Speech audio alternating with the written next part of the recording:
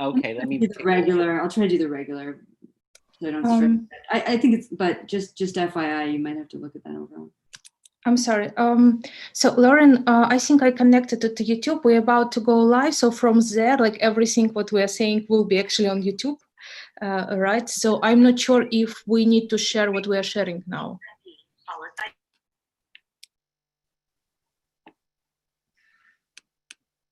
Oh, here, Lauren, I see Donna is actually in as an attendee now, so you can move her over.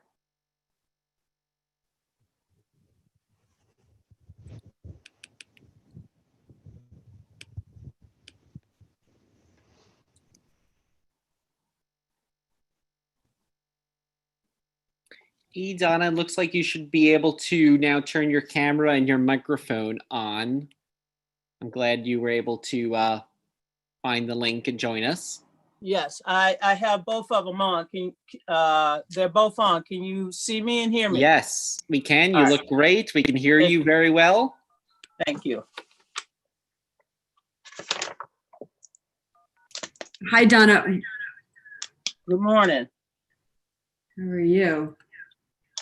I'm just getting comfortable downstairs. Great. Morning, Dr. Brazil. Hello, brother. How are you feeling? I'm making it. How about you? That's the same way I feel. Yeah. Okay. I'm going to do our logistical spiel, if y'all don't mind. So we are live now. Hi, everyone. Super excited to have you here. And for our first session at Diversity Reboot 2020, we're going to kick things off in just about 4 minutes. But before we do, I do want to just go over a couple quick housekeeping items that we will reiterate a few more times before officially kicking off this first presentation. Your camera and your audio will remain off for the duration of this talk. However, if you do have any questions for our speaker, feel free to put them in the Q&A box, as well as any comments that you might have or praise. Feel free to put that in the comment box. We will be sure to reach out to each and every one of you. If you're looking to earn SHRM credits for today's talk, just use the code that's on the screen right now on the top to redeem those credits. And we also want to briefly refer you to the code of conduct, which we've included in the chat right now to ensure this chat has a great experience for everyone on the line. Thank you again, and we'll be kicking off this session momentarily.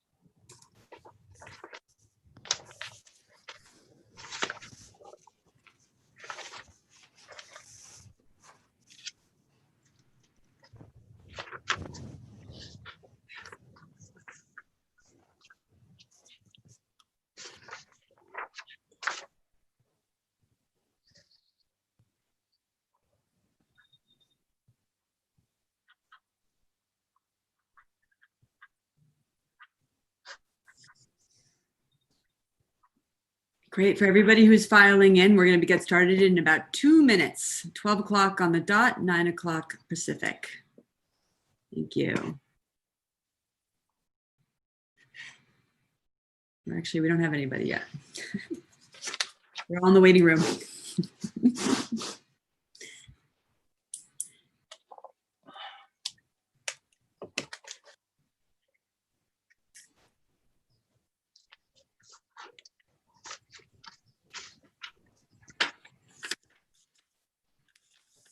So Lauren, you're going to tell me when you put it live? 12 o'clock? Yeah, I mean, we're streaming right now live, so. Oh, on YouTube live. Okay, got it. Yeah, but people won't just be able to join the actual Zoom room until exactly in 1 minute. Great.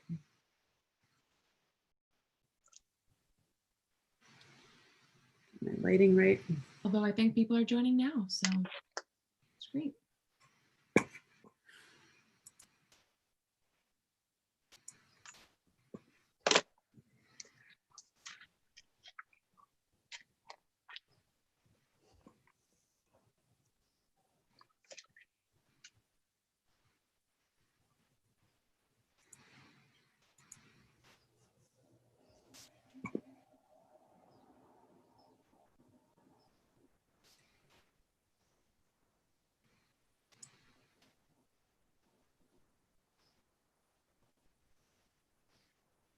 All right, great. It is 12 o'clock here on the East Coast, 9 a.m.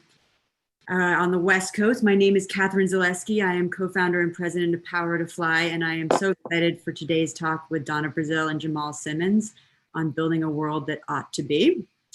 Before we get started, I want to tick off some very quick housekeeping notes so that we can have a great discussion. Everybody's audio and video will be muted for this discussion, but you will be able to put your questions and comments into the chat box here that you can see. So please do that, because Jamal will be going through your questions towards the end, and he will be answering them with Donna. So tee them up now.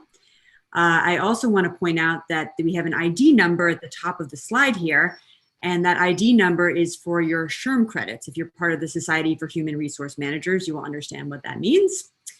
Finally, we have a code of conduct that is in the chat panel, and we're going to strictly enforce that throughout the chat.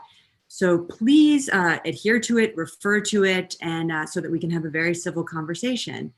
And without further ado, I'm going to pass the mic over to Jamal and Donna, who need no introduction from me. Thank you so much for kicking off our conference. Thank you. Thank you, everybody. Can you hear me? All right, we're in a good place.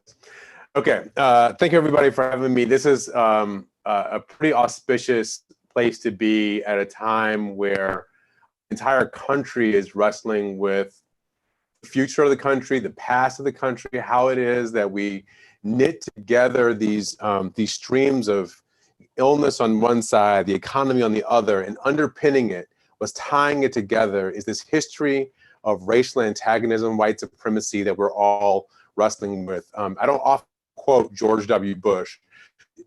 George W. Bush only wrote about the moment, and he used a phrase that I think is incredibly important.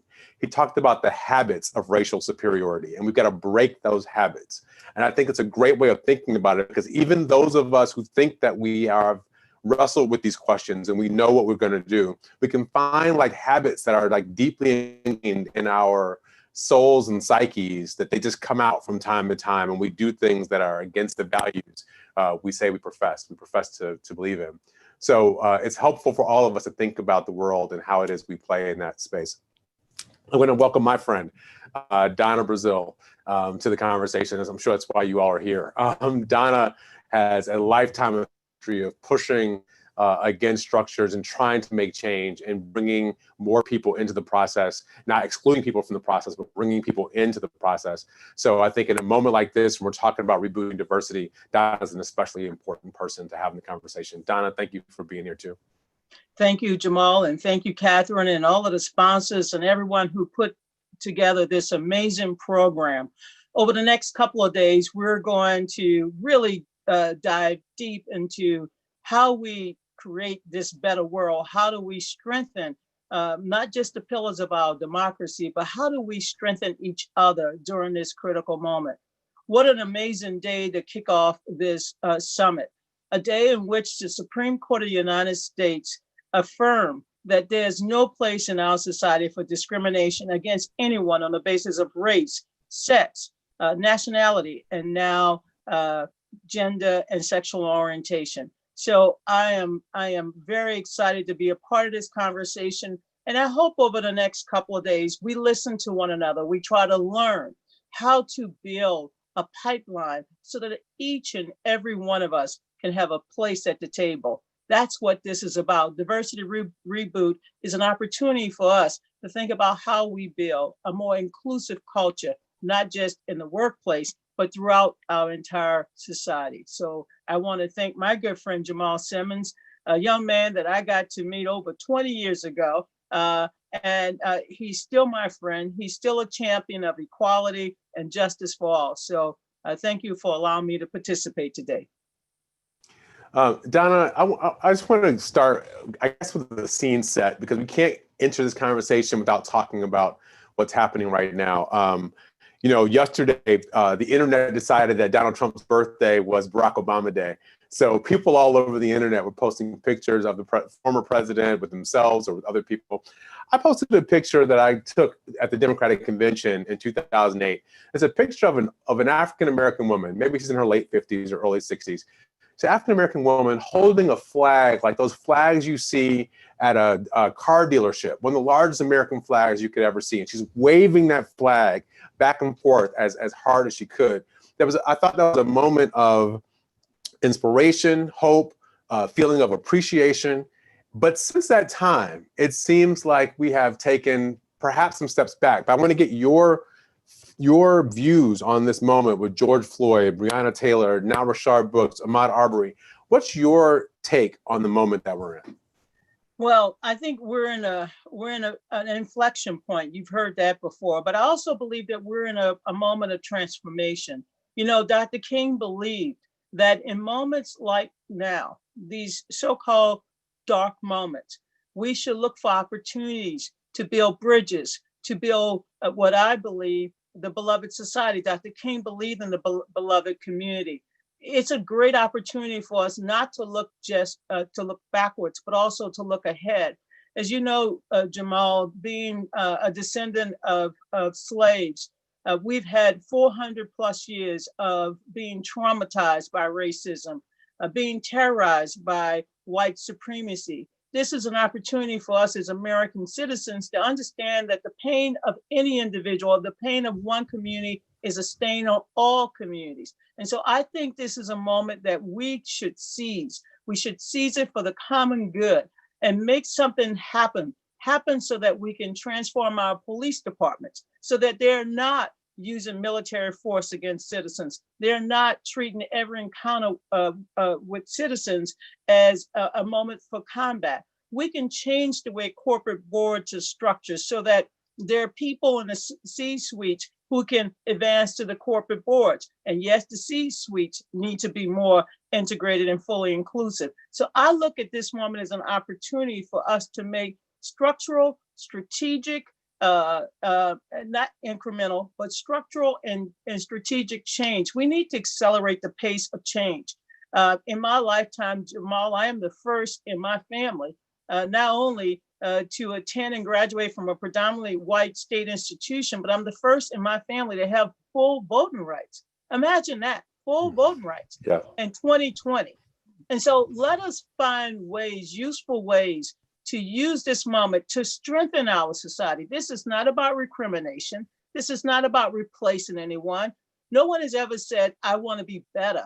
We just want to be treated as equals. And I think coming from a culture that has always been marginalized and excluded to now be part of the voices of change, we need to lift up our voices and use this moment so that we can change the world, not just for Mr. Floyd and the grieving family he left behind, or Mr. Brooks, Ms. Taylor, and so many others. But let's build a new world so that my nieces, my nephews, your children, everyone has an equal shot as becoming the man or woman, the person, child, whoever God intended that individual to be. Well, I wonder if like me, I'm sure you have gotten these questions from people, from friends, from allies, from former clients who said, Donna, what can I do in this moment? What is there for me to do? I want to be an ally. I want to be a co-conspirator, perhaps even. What do I do? What do you say to them when they ask you that question? Well, first of all, I want to acknowledge that everyone has put out a statement, and we appreciate the statements. The statements are beautiful.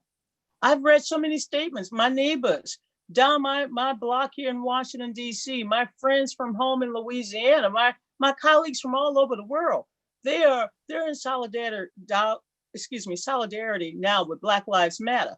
But value the lives of every human being. Value the lives of Black people. Value the lives of women. Value the lives of transgender Americans. Value each and every human being right now. So go beyond the statements. Go beyond the words. Action speaks louder than words. Take an inventory, not just of your own life, but take an inventory of the lives that you've created for other people, whether you're an HR professional or you're in the management of a company. Take an inventory. Take a look at who you're giving opportunities to. Take a look at how the pandemic, the coronavirus, has amplified all of the disparities in our society. This is a moment that we can transform just about every aspect of our lives, not just in the workplace, but in our culture overall, and clearly within our own communities and families.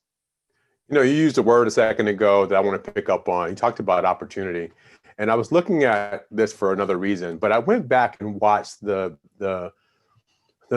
sermon, really, that Jesse Jackson gave when Ron Brown, the former Commerce Secretary, when he died, and everybody was stuffed in that hot church at Metropolitan Baptist. And one of the things that he said about Ron Brown that I think is incredibly important, he said, you know, Ron wasn't successful because he was unique.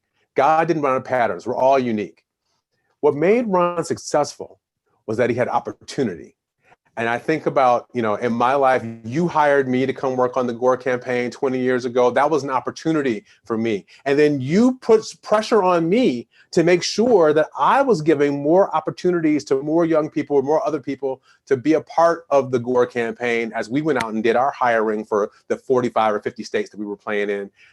Let's talk a little bit about the role people, what is the role that individuals can play in creating opportunity for other people and what that will do to make the situation better? You know, Jamal, in my lifetime, I've been the first. I've been the first this, I've been the first that. And I recognize that when you are a trailblazer, I didn't set out to be a trailblazer. I just set out to create a more just and humane world. And as a child who grew up in the segregated South, I saw my role instantly as a political activist, as someone who had to open doors, whether it's in academia, whether it's in the media, or whether it's in politics. And so when you walk in the room and you find yourself the only one, the first thing you should do is make sure that door remains open so that you can bring other people in the room. And of course, my mentor, Shirley Chisholm, told us and taught us to, to make room around the table. If there are no seats available, then find a folding chair. We have to create space. I've never felt comfortable being a token or being window dressing so that someone can say, oh, I have a Black person here or a woman there. No, I've always fought to bring more people into the room, not just more women, not more African Americans, Black people, not only, but Hispanics, Asian Pacific Islander, openly gay staffers in presidential politics. For me, the fight was never about an individual, but about a society that would open it up to everyone. And I have found diversity to be an absolute strength. Part of winning, you can't win without a diverse team. Just like businesses have found out you cannot succeed without a diverse team. Our world has changed. We're now part of a global marketplace. And if we're only going to utilize the talents of a few and not see the role that all of us can play, then we have not really done our work. You know, it strikes me that when we see the statements that are coming from these corporate leaders, we see the advertising and the questions people are asking. It says to me that there are two different. It's like there are two different visions of America that are competing. One of them is kind of a negative vision. There's only one small piece of pie left, and we all have to fight for that small pie. Or an expansive vision that says everybody, if we all work together, we can grow this pie, we can all participate. That the market, these corporate leaders are not always the most forward-leaning when it comes to civil rights. I think they must recognize that the marketplace is saying, look at the streets of the people who are protesting, that the country is actually more comfortable with this diversity in the sense that regardless of race or gender or identity, you can participate in American society. While some of our politics are saying something that's really very different, that maybe we only can reserve the first fruit for a select few. Can you talk a little bit about how you see that working? You know, I've served on 2 corporate boards in my lifetime. And one of the things I was able to recognize is that, you know, corporations have great policies. The value statement, the mission statement is always, I mean, it's perfect. I could not criticize it. And yet sitting on the board, I looked around and I'm like, but there's only me. And in one case, it was only Alexis Herman. In one case, it was only Star Jones. It was only 2 of us. And then maybe one day, 3 of us. We need to change that. I mean, when I go out and purchase, whether I'm buying a new iPhone or getting new equipment or going shopping, I am contributing to society. And yet that same society often don't see me. They don't even really see me as a consumer. I watch advertisement and they don't see me. I was struck the other day, and you probably saw the same ad. Now Band-Aids, all my life, we've had to wear a Band-Aid that was either tan or beige. And now there are Band-Aids that looks like my skin. You know, it's like going into a store and seeing Black hair products locked up. Why is that? So yes, I'm glad that corporations are open to listening, that civil rights groups are finally receiving resources to fight for equal justice under the law. I'm glad to see corporations today listening, watching those crowds, those young people, Black, white, and every other shade of the rainbow, willing to risk their lives in order to have a better future. They are risking their lives in order to have a better future. They're not gathering because that's the thing to do. They're out in the middle of a global pandemic for a better future. They're out there because they don't see a way forward without demanding justice and equality for all. And I hope tomorrow, and when I say tomorrow, because today I'm going to celebrate the victory that we have seen at the Supreme Court, but I hope tomorrow, when we go beyond our comfort zone, that we are willing to shatter these boxes, remove these stereotypes, deal with our implicit and covert biases. Let's deal with some of the tough issues. Yes, some of us will be uncomfortable. I get uncomfortable. Look, I'm 60 years old. When I hear young people tell me they want to sit at the table, I say, I'm not blocking you. I got off the seat a long time ago. It got too hot. But come on in. Scoot over. Make room for others. This is a moment, and I hope we use this moment as a transformational period and write a new blueprint for how we all can work together to make America what it ought to be. You talked about being uncomfortable, and there are a lot of people who I think look at this moment and they say, gosh, I just don't know. I don't know if I should step out forward and say something. I don't know if I should be, not just join a protest, but even in my own company, in my own circle of friends. You know, can you talk a little bit about fear and the role that fear plays as people are wrestling through this moment? You know, Zora Neale Hurston, a wonderful writer, gifted writer, product of Howard University, not far from here, a wonderful, amazing woman said at one point, she said, if we don't sweep, you know, fear off our porches, we'll never get to enjoy our lives. We have to sweep fear away. You know, Nelson Mandela said, courage is not the absence of fear, but is acting in spite of it. And so fear is that big monster in the room. It's fear within and fear without. The fear of the unknown, the fear of change. It's the fear that keep us locked in our own little small spaces, unafraid to go out in the world and see the world as it really is and truly is. And so we have to address fear. I had a lot of fear growing up, of course, being from the South. All the fear that my parents instilled in me, my grandparents. I mean, I was taught so many things. It's a wonder I can breathe myself because we couldn't go across the tracks. We had to stay in the neutral. We used to call it we had to walk on the neutral ground. I mean, there were so many structures we had to go through. Fear, fear, fear, fear. I was so excited to go to LSU because I told my mother, I said, I need to go out into the world and not fear white people. I don't want to live with fear. I don't want to live with fear. And so we have to deal with our internal fears and external fears, whether it's the fear of change or the fear of the other, so that we can see the beauty that comes about by knowing that we're different people, but we all have one single thread of humanity. It's like a symphony where everyone plays their own instrument, but the orchestra becomes this beautiful harmonic sound once we all know that we have a role to play. All right, I need you on one hot button. I think we're going to go to some questions from the audience. I'm on one hot button. People are wondering. People are out here on the streets with signs. One of those signs, we've even seen it in Washington, D.C., your hometown. The mayor put Black Lives Matter on the street, and then right next to that, somebody put defund the police. Where do you stand on this idea of defunding the police? Well, I believe, as James Clyburn, the highest ranking African-American in the United States Congress, a man who knows injustice, I believe that it is important that we reimagine what a 21st century police department should look like. Over the last 10 years, we have increased the police budgets threefold, fourfold, in some cities 36, 40% of the budget.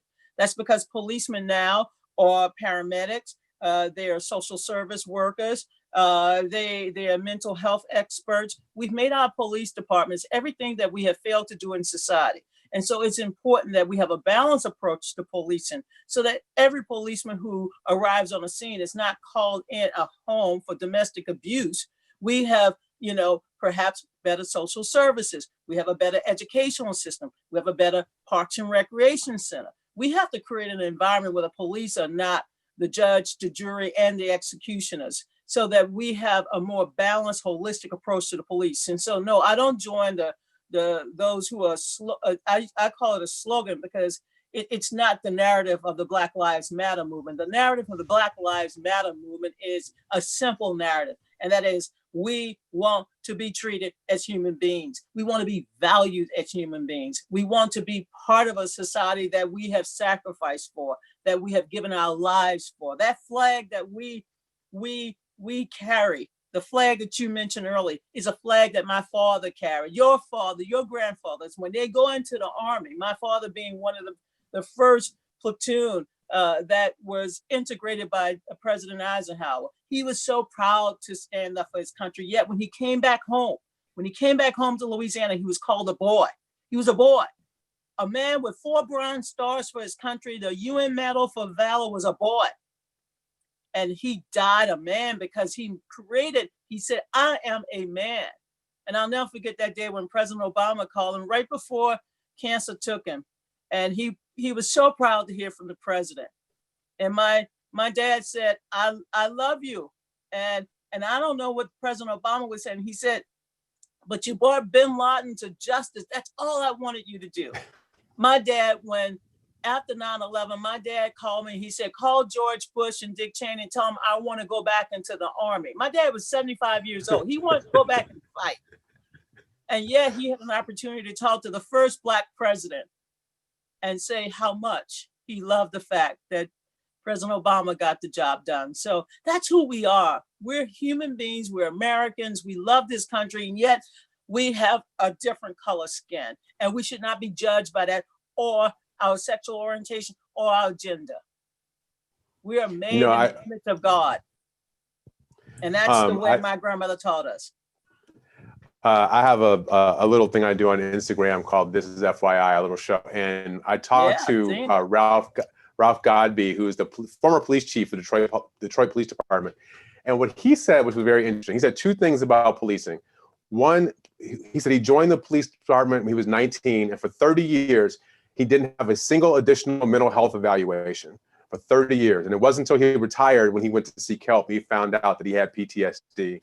Wow. The second thing is, he said you have to reduce the amount of interactions between the police department and people. And there's so many things that could be done in tickets, or, we could just come by and, we know who you are, we know where you live. They don't have to be on the street altercations. So we do have to change the way we do, use the word reimagining policing. We got to reimagine the way that we do this. And it's not just, activists believe this, but I think Black officers who have been on the street and have faced these situations, a lot of them are wrestling with how to do this too.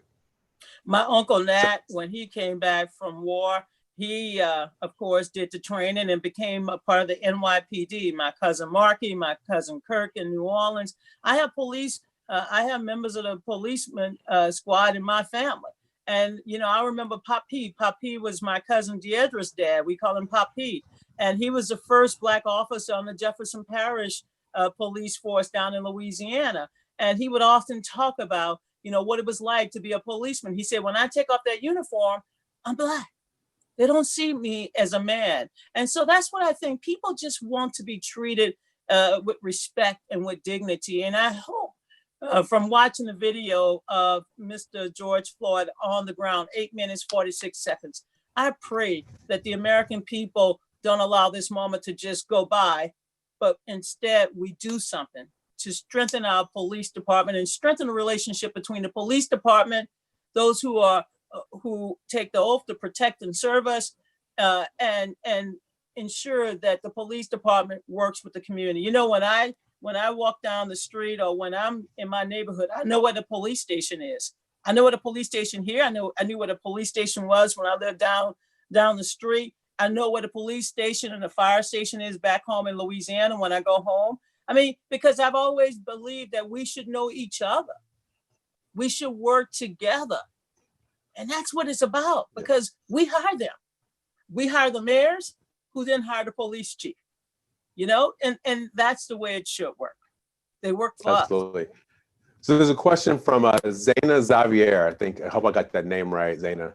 Zaina wants to hear your thoughts on what small companies can do to encourage diversity and inclusion. Often the budgets are smaller and time are limited, but we still want to do something meaningful.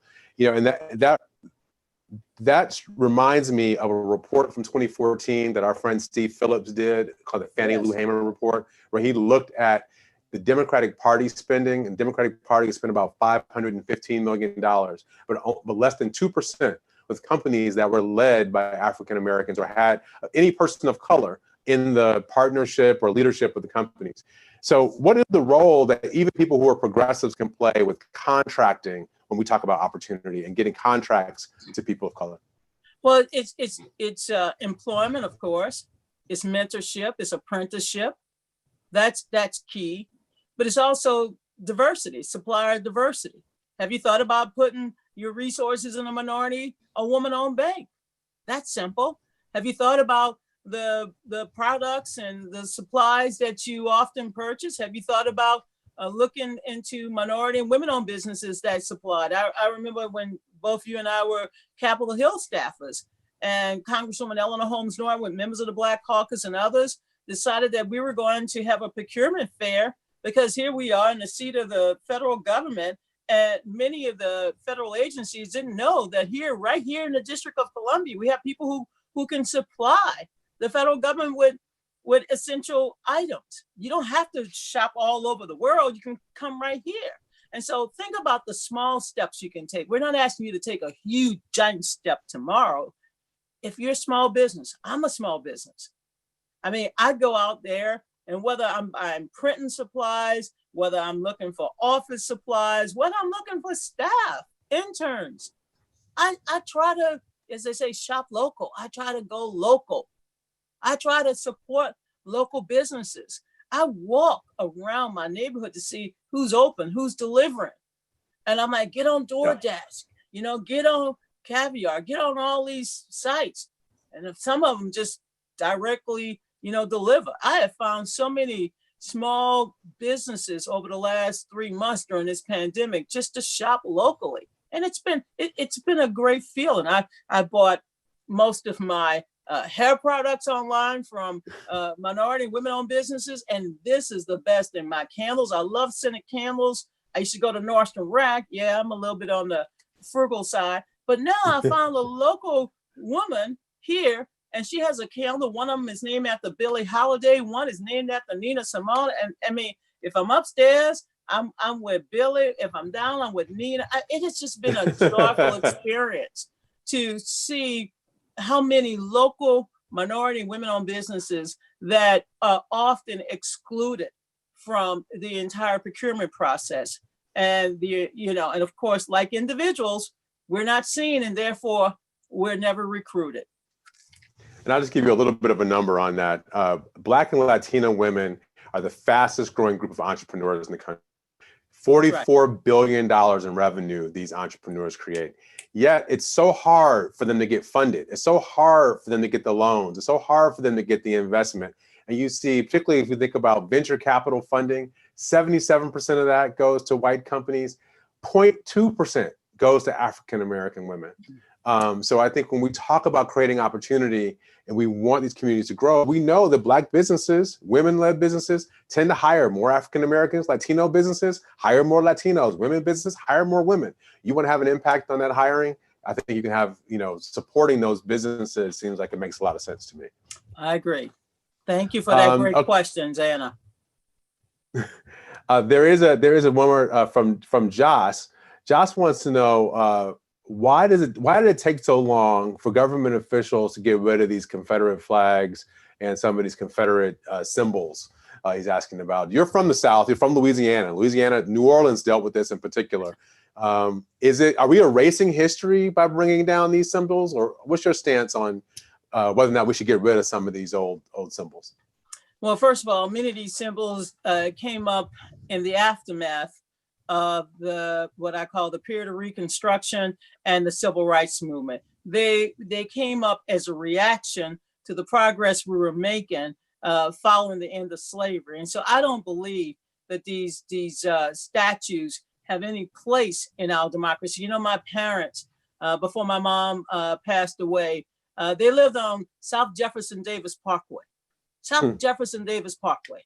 I mean, name one society where those who lose a war are placed on monuments and statues to worship. It's like you want your past and you want to claim the future at the same time. So I am glad that we're having a reckoning. I call it a reckoning. If we would like to see these statues, see these relics, fine, put them in a museum. Call it the Confederate Museum. If you want to go and visit it, go visit it. But because that's what you desire to do. But it is time we become champions of change, and we champion a culture that does not remind us of a past that did not celebrate the humanity of all of its people. The Emancipation Proclamation, something that Abraham Lincoln wrote not too far from where I live right now, was a great period. But that period came about because people fought for their freedom. The abolitionists fought for it. And then there was a big war. And there's no reason that the losers of that war, those who fought against the Union, should be honored in such a way as to say that I am still inferior, that I somehow or another do not deserve to be free.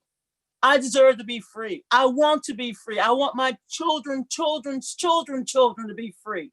400 years is a long time to be traumatized by racism. Let us use this opportunity to free ourselves from that past that stigmatized, marginalized, and created two Americas, one separate and one equal. We have to deal with these tough issues. My former mayor, Mitch Landrieu of Louisiana, who's a terrific human being. I've known the Landrieu. You're reading my mind, Donna. I mean, you are reading my mind. I'm thinking of Mitch right now. There was the marches, there were the protests. Mitch heard them. He heard them, and he began to take them down. And so I want to applaud Mitch, but I want to also applaud the protesters in New Orleans who say, take them down. Take them down.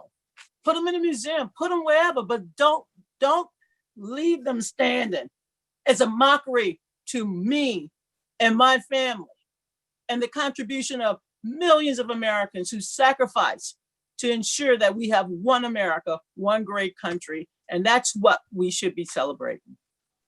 What I was thinking about with Mitch, that's an incredibly important point you made. And what I was thinking about, he tells a story, and you probably can remember the name of the place, because I don't know, I'm not from Louisiana. But he tells a story about a place in New Orleans where politicians would get up and orate, kind of a soapbox or a stone or a cement block, or get up and orate and talk. And everybody in town would go and listen to Huey Long or whoever else give these speeches. They felt very revered about it.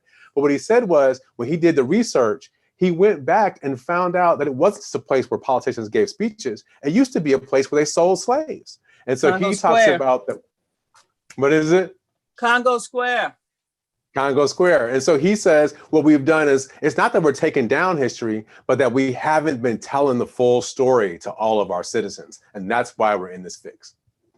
We got a long way to go, but because of the leadership of men and women, like, of course, I mentioned Mitch Landrieu, but when you think about this moment today and the leaders that we see, whether it's Muriel Bowser here in Washington, D.C., Keisha Lance Bottom down in the great state of Georgia, the mayor of Atlanta, Georgia, we are seeing a new group of leaders emerge. And that is what we've been waiting for. We've been waiting for this generation to emerge. All right, so Tammy Ball asked a question. This circles back to what we're talking about with companies.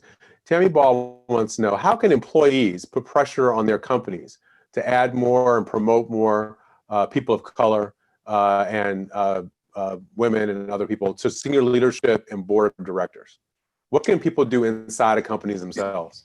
Well, first of all, let's it's tough. You've been inside some organizations where you had to advocate, so you know it's tough. I have been on the Democratic National Committee and had to advocate from within. I believe in advocating from within, not just without, but advocating from within. First of all, look at the data. I mean, the numbers always tell the story. Who's in the leadership? Look at who gets the opportunity. I talked about the pipeline. Let's create pipelines so that people have a place to get in the door. And once you see the data, human resources should be in the forefront, along with management, of creating a space and a culture that thrives on diversity and change. So we have to see the data. We have to make sure that when we go out there and recruit, we don't go to the same cookie cutter type firms that bring back 48 white men and 1 white woman and possibly 1 Black person, maybe 1 Hispanic. We don't know. It's always a token. Let's create a pipeline that once you go out and recruit, you recruit from a number of sources. I tell people, I've been at Georgetown for 18 years. I've been at Howard University for 2 years. The difference in the schools, I can't tell you, it's like night and day almost, right? But my students at Georgetown is similar to my students at Howard. They want an opportunity when they graduate. They want to be able to go to Silicon Valley, go to Wall Street, stay on Main Street, whatever. They want an opportunity. And yet, when those companies come looking for graduates, they go to Georgetown. And I say, I got some great students at Howard. I know there are a lot of good students at Xavier down in Louisiana. There are great students everywhere. Stop recruiting from the same place. Open the door, let it swing wide open and bring in the very best, because you can find good people, good talent everywhere. But if you go into the same firm and the same source, you're going to get the same results. So you have to open it up and don't be afraid. Say that, I know we've been using X, Y, and Z company to help us, but I've decided I'm going in the other direction. So you gotta look. I don't want to see anybody fired. I'm not trying to replace anybody. I'm just saying everyone has to we should all use this opportunity to change the way we think about diversity and inclusion. It's not just, I love it when we now have a lot of Black and Hispanics and people of color and backgrounds and openly gay people, serving as the vice president, senior vice president for diversity and inclusion. What does that mean? If you have no budget, no power to change from within, no power to bring people in, no power to, go out there and find minority women-owned businesses to consult with, the days of tokenism, they're over. But change the culture from within. You have an opportunity now. Change it from within. We always, Jamal, you know this better than anyone. We knew that after this pandemic, we would never return to we would never go back to business as usual. We're in a new normal. So let's define it. Toni Morrison said we have to shape the narrative that it gives us an opportunity to be free. So shape the narrative that gives us an opportunity to build a more inclusive workforce. I guarantee you, America, innovation will soar, everything, the economy will soar if we can put more people into the pipeline. Okay, let's talk about Election Day. Ashley wants to know, how do we make, she's passionate about making Election Day a national holiday, creating awareness about local elections, and increasing more access for people to go to the polls and vote. How do we do that? Or what do you think about those things? First of all, that is a huge challenge. One of the things that we are going to have to confront this year is the role that COVID-19 will play in the upcoming election. And so one, as a Democrat, but also as a nonpartisan advocate for American democracy, we have to ensure that every eligible citizen have access to the ballot box. We need to give every American the right to vote absentee, period. I mean, there should be no obstacles when it comes to giving every eligible citizen the right to vote. Voting is the lifeblood of our democracy. I support making Election Day a federal holiday. I believe we should make it a federal holiday. I believe we should also have early voting. We should have more access to voter education so that people know what's on the ballot. We should all have a sample booklet. So right now, educate yourselves. Make sure that you are registered. Michelle Obama has a terrific site, When We All Vote. Go look at that site. Check your registration status. Call your friends, your coworkers, your colleagues, call people that you know and say, check your registration. Make sure that you are registered to vote. Find out if you cannot get an absentee ballot in time. Find out if there will be polling sites open and where, because this is going to be a very challenging election cycle. So I hope that we can, I hope that Congress will appropriate additional funds so that state and localities, because we have a decentralized form of government, it all goes down to the state and local level. I hope that Congress will appropriate the additional resources, and this is a bipartisan request, but we need the resources to ensure that we have the technology and the wherewithal to mail these envelopes and to get them back. And remember, they're all barcoded. So if you send it to down in Brazil, I have my own special barcode. And of course, I must have a signature on my ballot that matches the signature on the files for my voter registration form. So know the laws, go state by state, know the rules, know the procedure, and clearly know who's on the ballot. Okay, so this is going back to the question from Ashley about what to do inside of companies. She wants to know, what do allies do? What's the right piece of advice for somebody who's an ally to the people of color who are trying to advocate for change? Well, first of all, most of the members of the board of directors, they're on the company website. You can get it from the SEC, the Security and Exchange Commission, and find out who's on the board.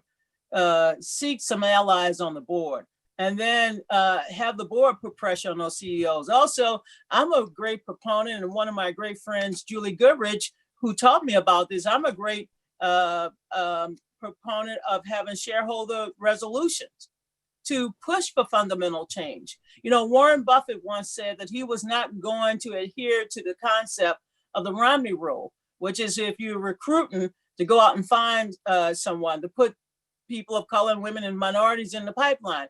So he went out and found one person, Ken Chenault. It's time that we open up that kind of thinking and say, one is not enough. One is tokenism. So yeah, we have to find allies. We also see that there's this recycling of the 3 or 4 minorities and women. Now the number of women on boards have increased, and we know there's the great California law now, but we can't wait for another 15 years before we get more women and minorities. There are so many qualified people of color, so many women who are qualified to be CEOs and on these corporate boards. And I think we have to put pressure, and right now we have to demand change. Silicon Valley should be ashamed of itself. And I'm not picking on Silicon Valley, I'm not picking on Wall Street, but it should be ashamed of itself. With so few employees, I just learned last week, fewer than 10%. I mean, what the hell are they waiting for? Get with the picture, get with the program, open the doors. I mean, we're not going to do anything but help the companies thrive, to help build and to help create growth and opportunity for all of our citizens. That's all we're going to do. Now, this is something I know is near and dear to your heart. This is from Sandy Medeiros. And Sandy asks, most small communities don't have the mentorship, sponsorship, or resources, not only to bring these pipelines to the community, but communities to the pipelines. You've spent your life as a mentor. What's your advice to people who want to help nurture this talent and get it to the places where it can lead and show off? We have to identify people in every industry and every company. There's one person who's been at the table for a long, long time. We need to ask that person to begin to bring about change by having small group meetings. I mean, you don't need a big committee. You just need some small groups and say, okay, 4 or 5 of us in the room, and we know that, you know, a year from now, 6 months from now, 3 months from now, we're going to be hiring more people. And here's what we're looking for.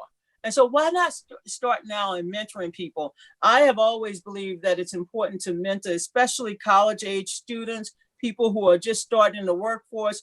I try to find them, recruit them, and Jamal, as you know, and then I just I give them their wings. Go fly, soar.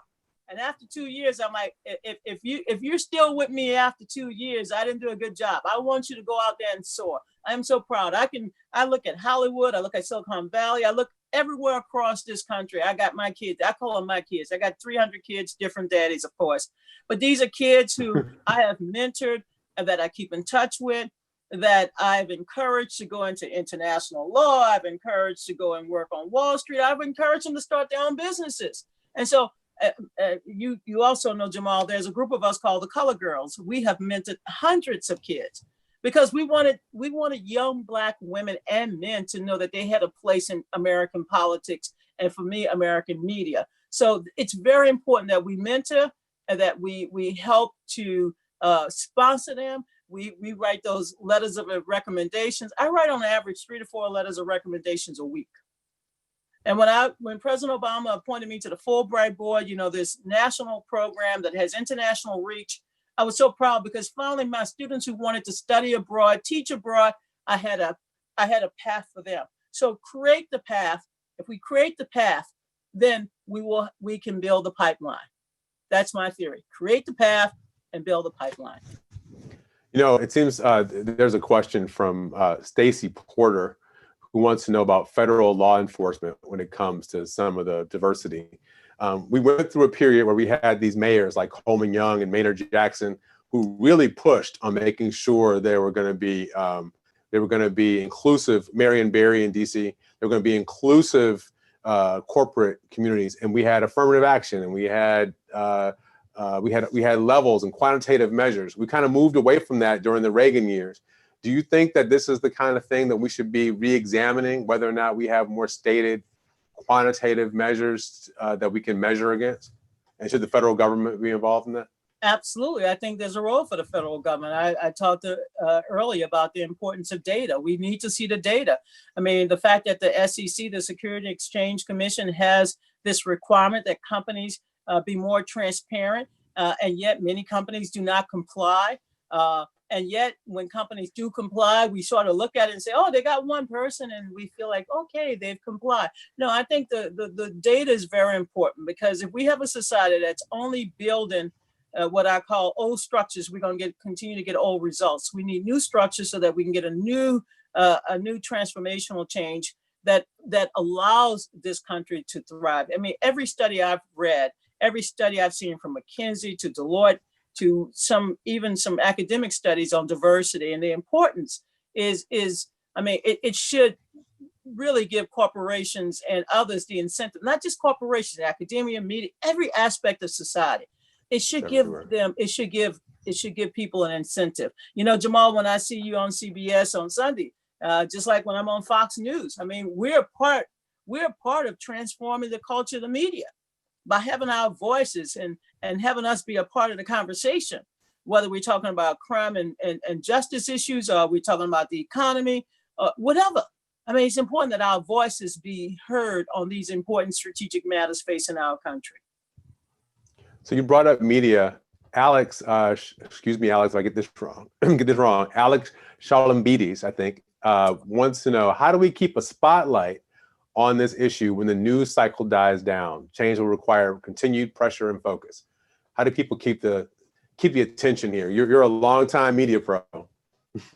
Well, I talked about reshaping the narrative because I think we have to reshape this narrative. This narrative is always like TikTok, TikTok. You know, today we see a video, tomorrow we see something else. That video, I think, has seared the conscience of America. You know, it wasn't until the American people saw those dogs and the hoses turned on protesters, peaceful protesters down in Alabama, Bull Connor, that they said something must be done. Out of that sacrifice and out of the horrors of that moment came the Civil Rights Act of 1964. Today, we're celebrating a Supreme Court decision because of that moment. It was a moment to tear down the walls of segregation that became a transformational moment when Martha Griffin decided that she wanted to include no discrimination based on gender, that Chairman Smith and the Judiciary Committee put that amendment thinking that it would destroy the Civil Rights Act,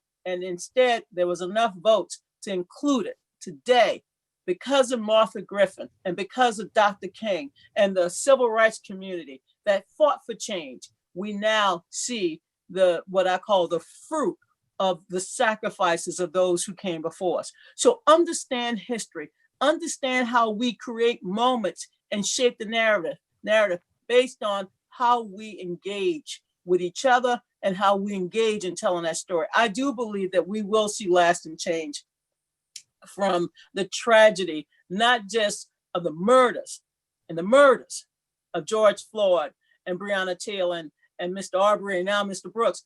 We are going to see transformational change because this pandemic has really torn the Band-Aid off of disparities in our country. Essential workers, being the bus drivers, the nurses, nursing home assistants, the pharmacy assistants. Now we're talking about how we protect them as we reopen. Before we were only talking about giving the doctors and nurses the PPEs. And now we're talking about the bus drivers. So yes, we can make this a transformational moment. Use language that's inclusive. Find a vocabulary that brings people together. And I believe we can make this a lasting moment. I have faith. I'm a prisoner of hope. I believe that after all that we've been through, after the pain, after the crime that we've done, we're going to see a better day come about. And that's what we all must fight for. So we're winding down now, but I want to ask a question to somebody who's been involved in politics for a long time. You've seen, and now you spend a lot of time someplace over at Fox, where there are a lot of politicians who may not get a lot of support from African-American voters or people of color. What's your counsel to them about why they should continue to make this movement their own, why they should join in some of the things that you've been challenging people to do? What's your counsel to people who maybe don't see their own immediate supporters, constituents being made up of people of color? You know, I often, when I talk to my colleagues at Fox News, I try to remind them that we all want the same thing. I mean, what I want every day, what my colleagues at Fox, you know, we want the same thing. We just have different approaches.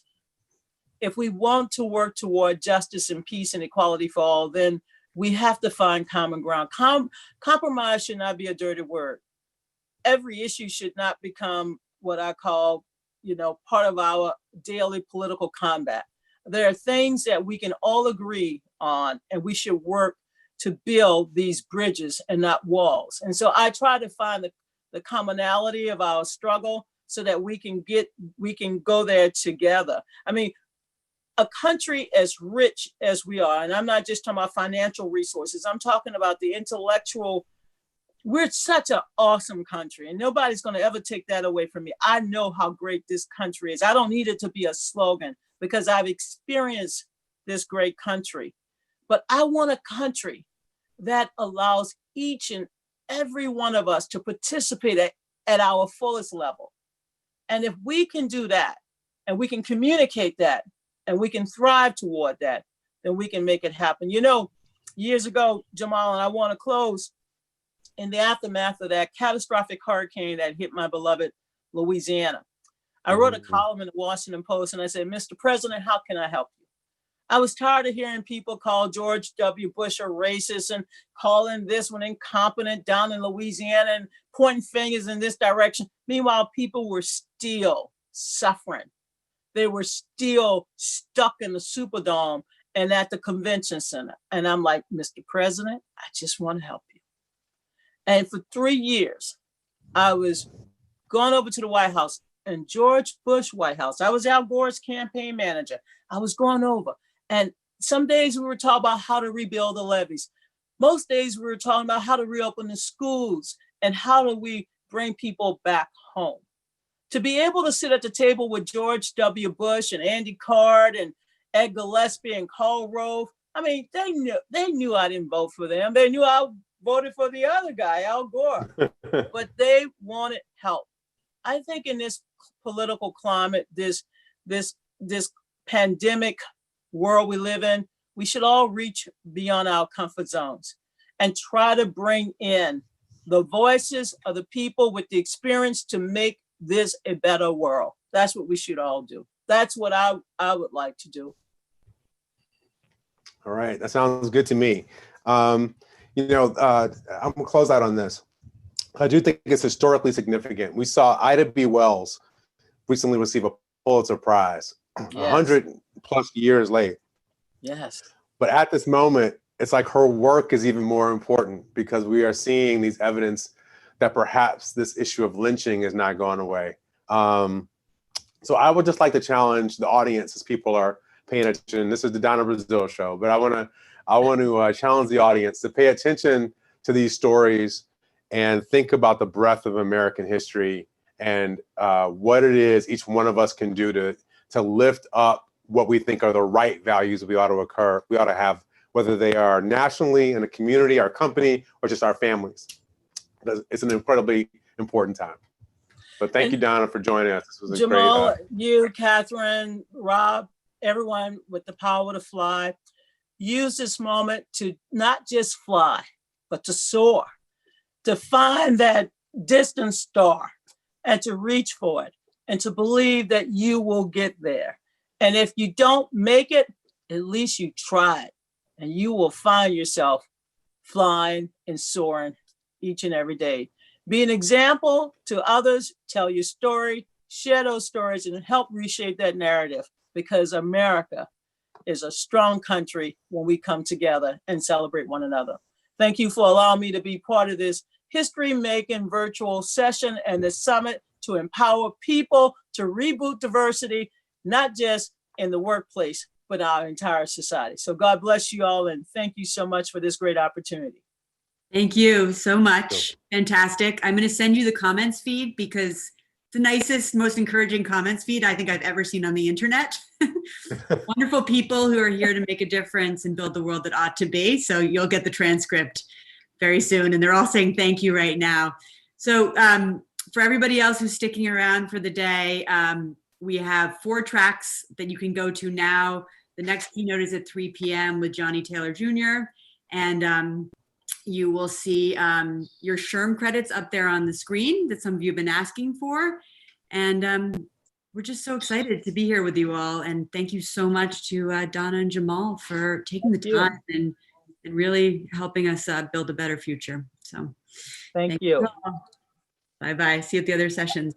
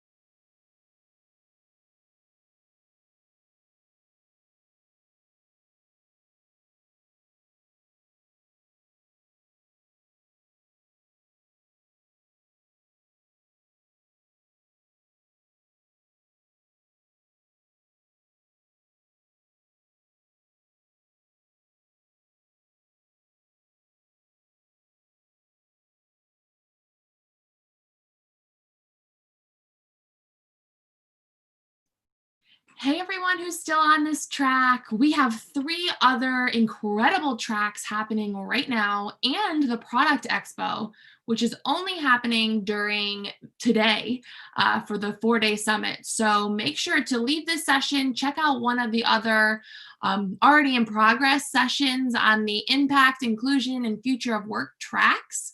I dropped a link in the chat, which will take you right to the schedule page. So make sure to hop off here and head on over to one of the other sessions. We will be back here in just a few hours. So thank you all for tuning in.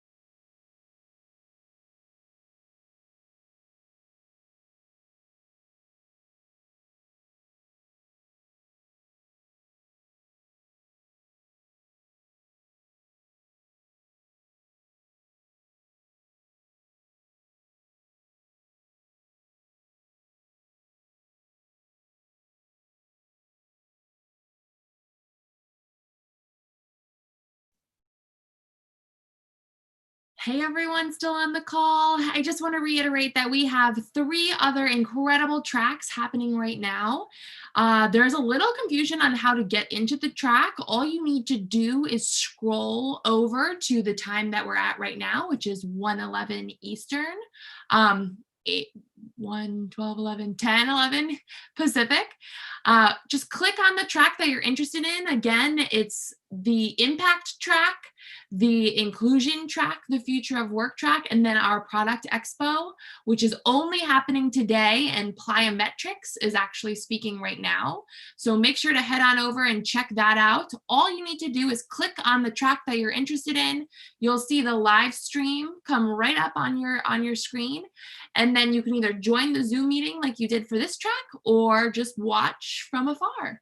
So thank you again, everyone, for being here. Feel free to type your questions in the chat and we can try and answer as many as we can one-on-one. But again, make sure to check out some of the other incredible discussions happening right now, and we'll be back here in just a bit. Thank you all.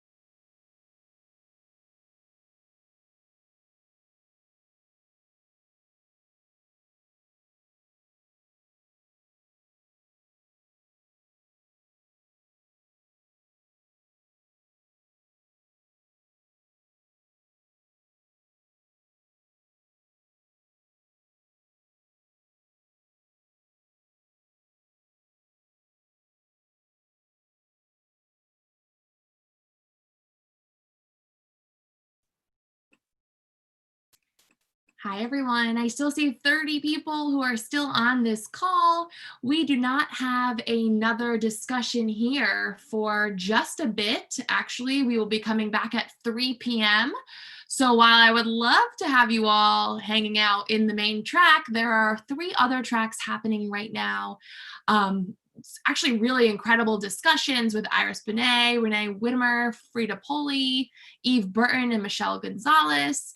Representative Judy Chu and Liesl Tangalo, and an amazing tech talk track, which you should all check out. On top of, we also have a product expo that's happening right now and is only accessible today during Diversity Reboot 2020. So if you have access to jump out of this meeting and head over to one of the other tracks, I encourage everyone to do so. And if you have any problems or questions, feel free to type them in the chat, and myself or Allie will respond to you and make sure we can get you over to those tracks. So thank you all so much, and we'll see you back here at 3 p.m.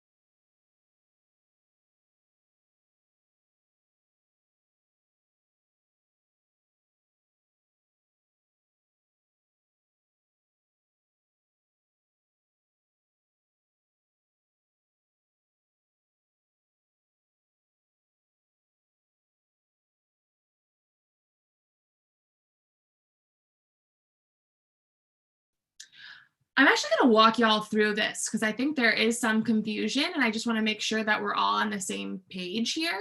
So I'm going to share my screen really quickly of the schedule page, and let me know if this is not working. But when you click on the schedule, or when you're looking at the schedule, all of these tracks are actually clickable.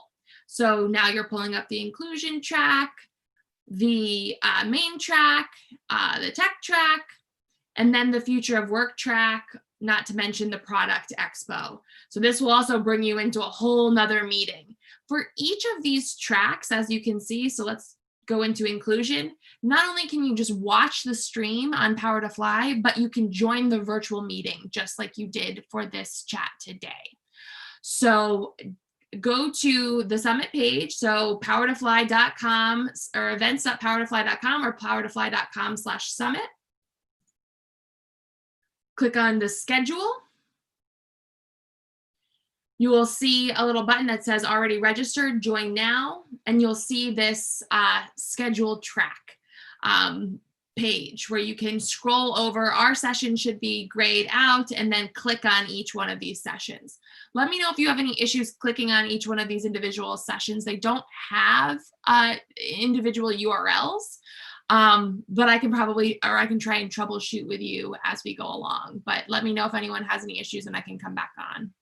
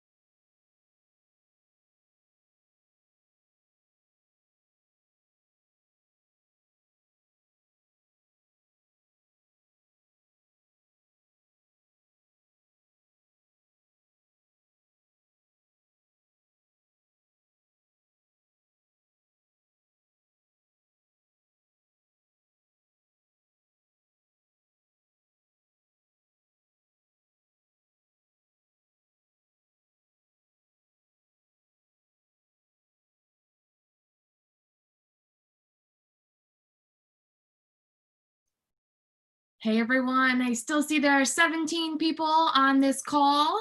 Our second round of inclusion, impact, and engineering tracks are just kicking off, so please head on over to one of those tracks, or you can catch the last 30 minutes or the live Q&A of our keynote with Iris Benet, Renee Whittemer, and Frida Poli. It's amazing. I'm getting lots of messages about how great that track is. So please head on over there. There's also 30 more minutes left in Pymetrics Product Expo demo. I will drop that specific link in the chat so you can head right there. If not, please check out the instructions that I posted, a little more visual representation of how to switch between tracks. And we'll be back here at 3 p.m. to talk with Johnny Taylor. So thank you all so much, and please head on over to one of those other tracks.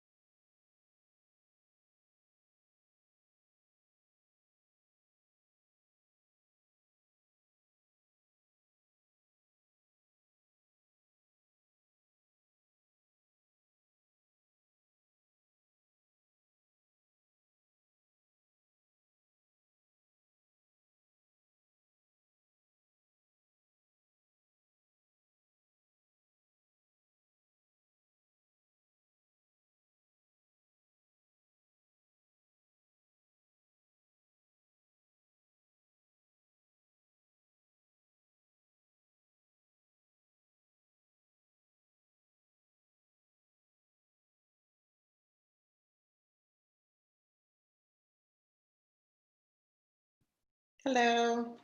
Hi, Deanna. How are you?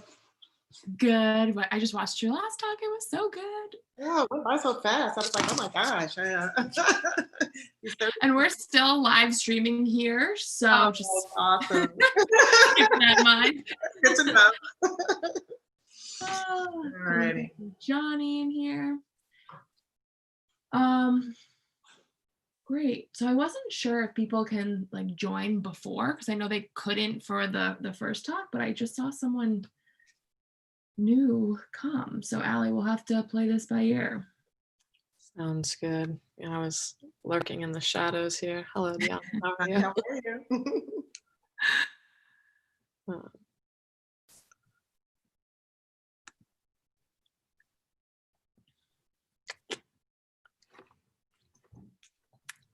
Feel lots of pressure with the live stream.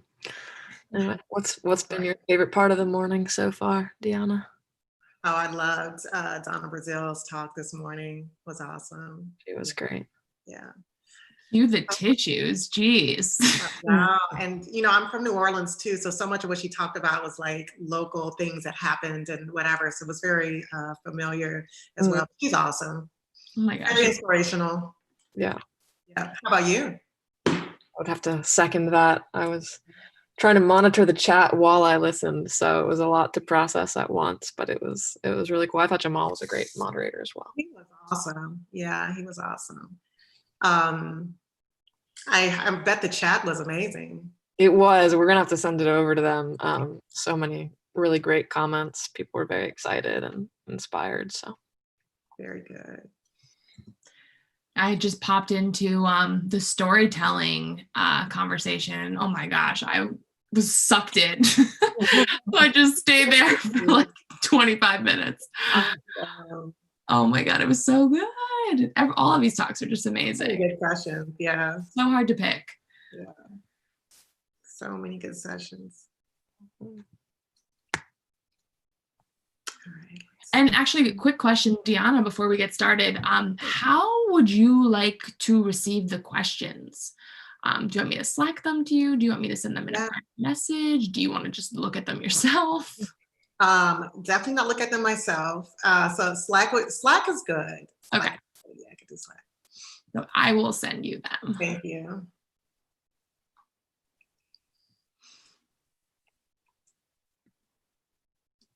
Mm-hmm.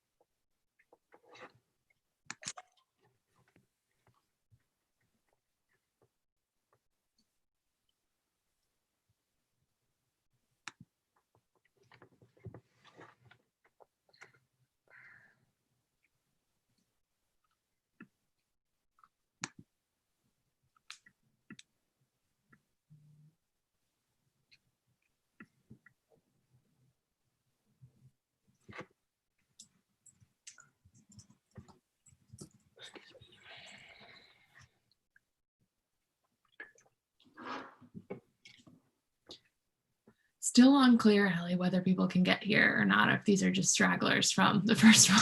I think most folks were here beforehand, and then, but like you said, I thought I did see someone else just join, so I don't know how that would have worked necessarily. I don't either. We are learning as we go. Indeed, indeed. Technology. How do I get the cool background? Oh, you can download it, and then by your video, there's that little like up caret right next to the stop video, and then it has a choose virtual background option. Mm-hmm. So if you click that, then you can choose a virtual background, and there's just a plus sign. So any image that you have downloaded on your computer can be your background. Oh, very cool. Okay. This is how I'm hiding how dirty my room is. I know. I'm like, this is awesome. Don't look at the background anymore, right? Yeah. Well, I was like, oh no, I'm gonna have to reposition my desk so that it's just a plain wall behind me. Because Right. now, Technology, I tell you. yeah. So I'm sure that, is it in one of our channels to download? Oh yes, let me find that link for you. Hannah shared it somewhere, but we've been sharing so many links that it's like. It's like so much stuff has come through. Indeed. I just saw someone else join our attendance panel. It was Rob. Oh, Rob. Yeah. About Rob.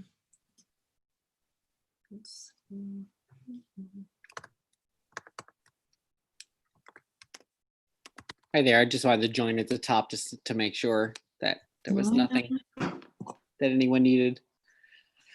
I think we're good. Melina should be coming in. Hello. Hello, how are you? Good. Well, amazing job you did.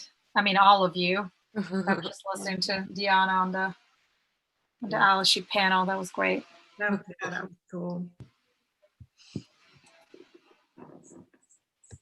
How's the baby?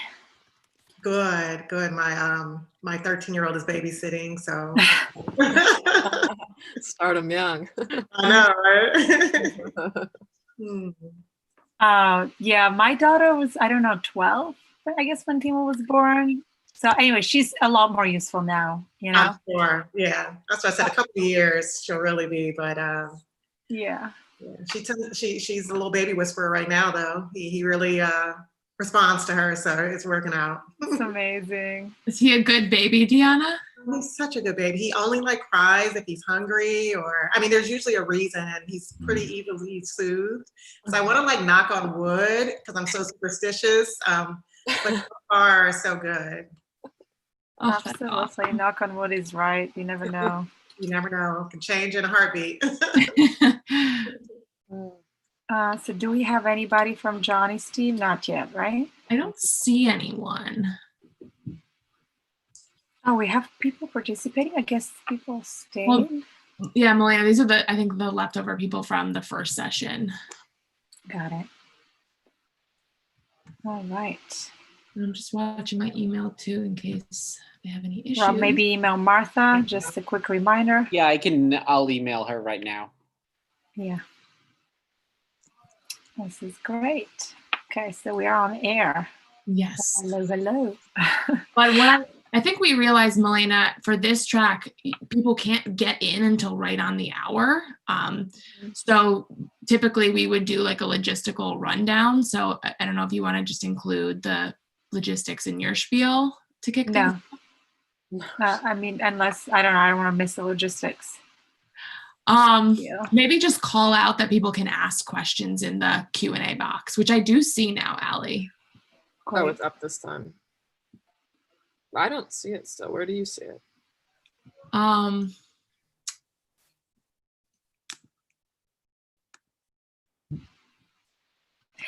Okay, so what do you? Sorry, I should have said yes. Sure. What do you want? What do you want me to call out in particular? If you could just say that, we'll be taking questions in the chat window. Yeah, feel free to put your questions into the chat and we will get to as many as we can. I mean, even if you want me to say it, I can do it if you're not comfortable, but, feel free to put them in the chat and we'll get to as many as we can at the second part of the conversation. That sounds good. Let me see. So you can't see it, Allie? No, do you see something? I don't see anything. Previously, it was just right at the bottom. I know. I can see it in mine. Really? Yeah. I mean, regardless, no, I don't think anyone used it last time, but maybe they did. Maybe that's why I missed when I was like, oh, who asked that question? But I couldn't see it in yours either, in the last one. So okay. I definitely saw it when we did one of the tests. Looks like we've got our transcriber. Nice.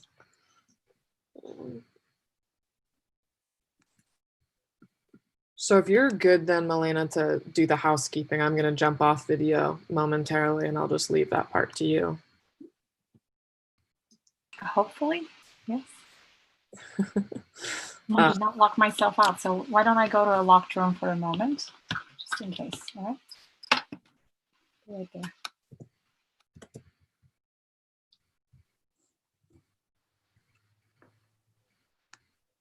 And Rob, I still don't see anyone from their team.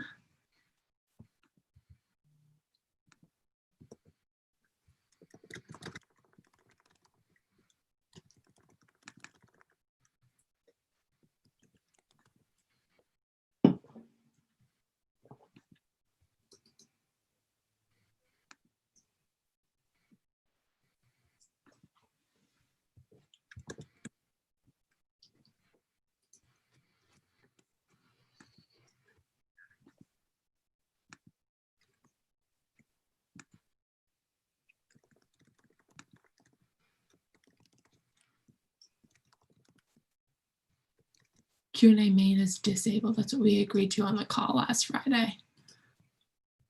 Interesting. Did you see that, Allie? I did. I was just confused because I thought you said that you saw it up. But anyway, we'll leave it there. We can talk about it after. I'm gonna jump off video now. So that when we get things underway, we're good to go. All righty.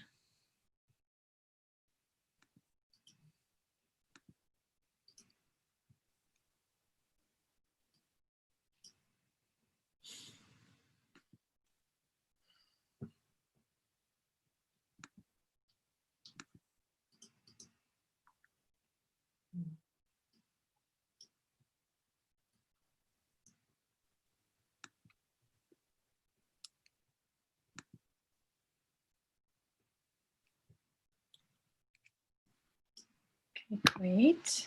You're here. You still hear me? Can still hear you. Yep. Just waiting for Johnny. Woo. So, Elena, are you introducing? I'm just going to introduce him. I'll say, you know, I'll just give his little bio and what he's going to talk about. Perfect. And then I'll say, and Deanna Smith will be moderating the questions. So I'm pretty much just stepping out at that point. Got it. And then at the end, you can just thank him for the time. So I don't have to do a handoff between you and I. Okay, perfect. I just wanted you to all know I just sent an email, so have not heard back yet. Okay. I'm gonna hop off camera myself.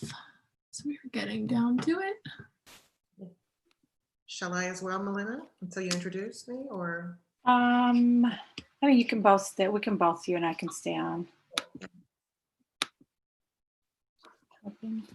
Having on time, and there's no time zone issues. You never know.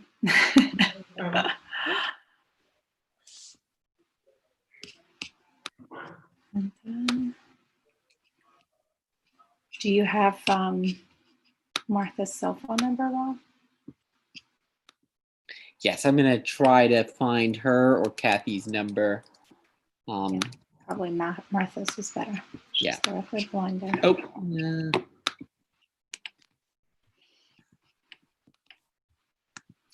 And in the meantime, I don't know who wants to talk to us about what else is happening for the rest of the day. Maybe Laura, and you can talk about the rest of the agenda while we're waiting. Sure. Speakers on board. Yeah. Just talk about what's going on. No one's on yet though, Melina, just FYI. Oh, I still think there's like a couple of people. So. Oh yeah, absolutely. And sorry, just before you do that too, Lauren, I was just going to let you all know that Martha just did let Johnny know he's going to be actually joining us from his studio. So he's just should be joining momentarily. Oh, I just saw someone. Wonderful, wonderful, wonderful. Oh, hold on, Melina, let me just. That's great. And I see Tana in the chat. That's important. Lots of names joining us. Absolutely.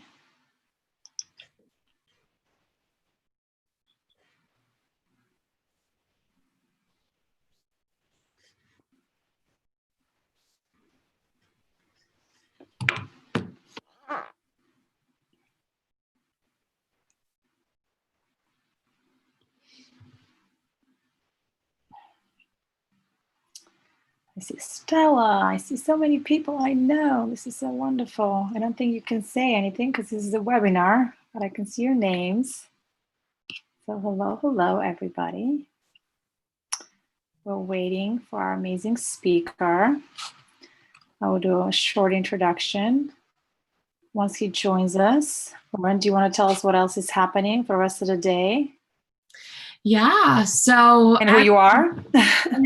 Yeah, I'm Lauren. I'm the Director of Marketing and Community at Power to Fly.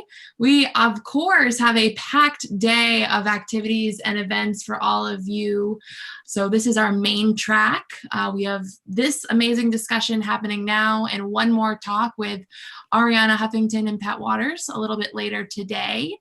A slew of interesting conversations about the future of work, impact, inclusion, technology, the impacts of technology on what we're all experiencing right now. And then we're concluding the evening tonight with a drag queen dance party. So lots of fun events everyone can attend today. And I really hope everyone will stick around till the very end because it feels like it just keeps getting better and better. Woohoo! I'm in for the party tonight. That's going to be great. Yeah. And what other fun activities do we have planned in for the rest of the days? Can you give us a little preview on that? I can. 1 second though. I just want to make sure I'm not missing Johnny in the chat.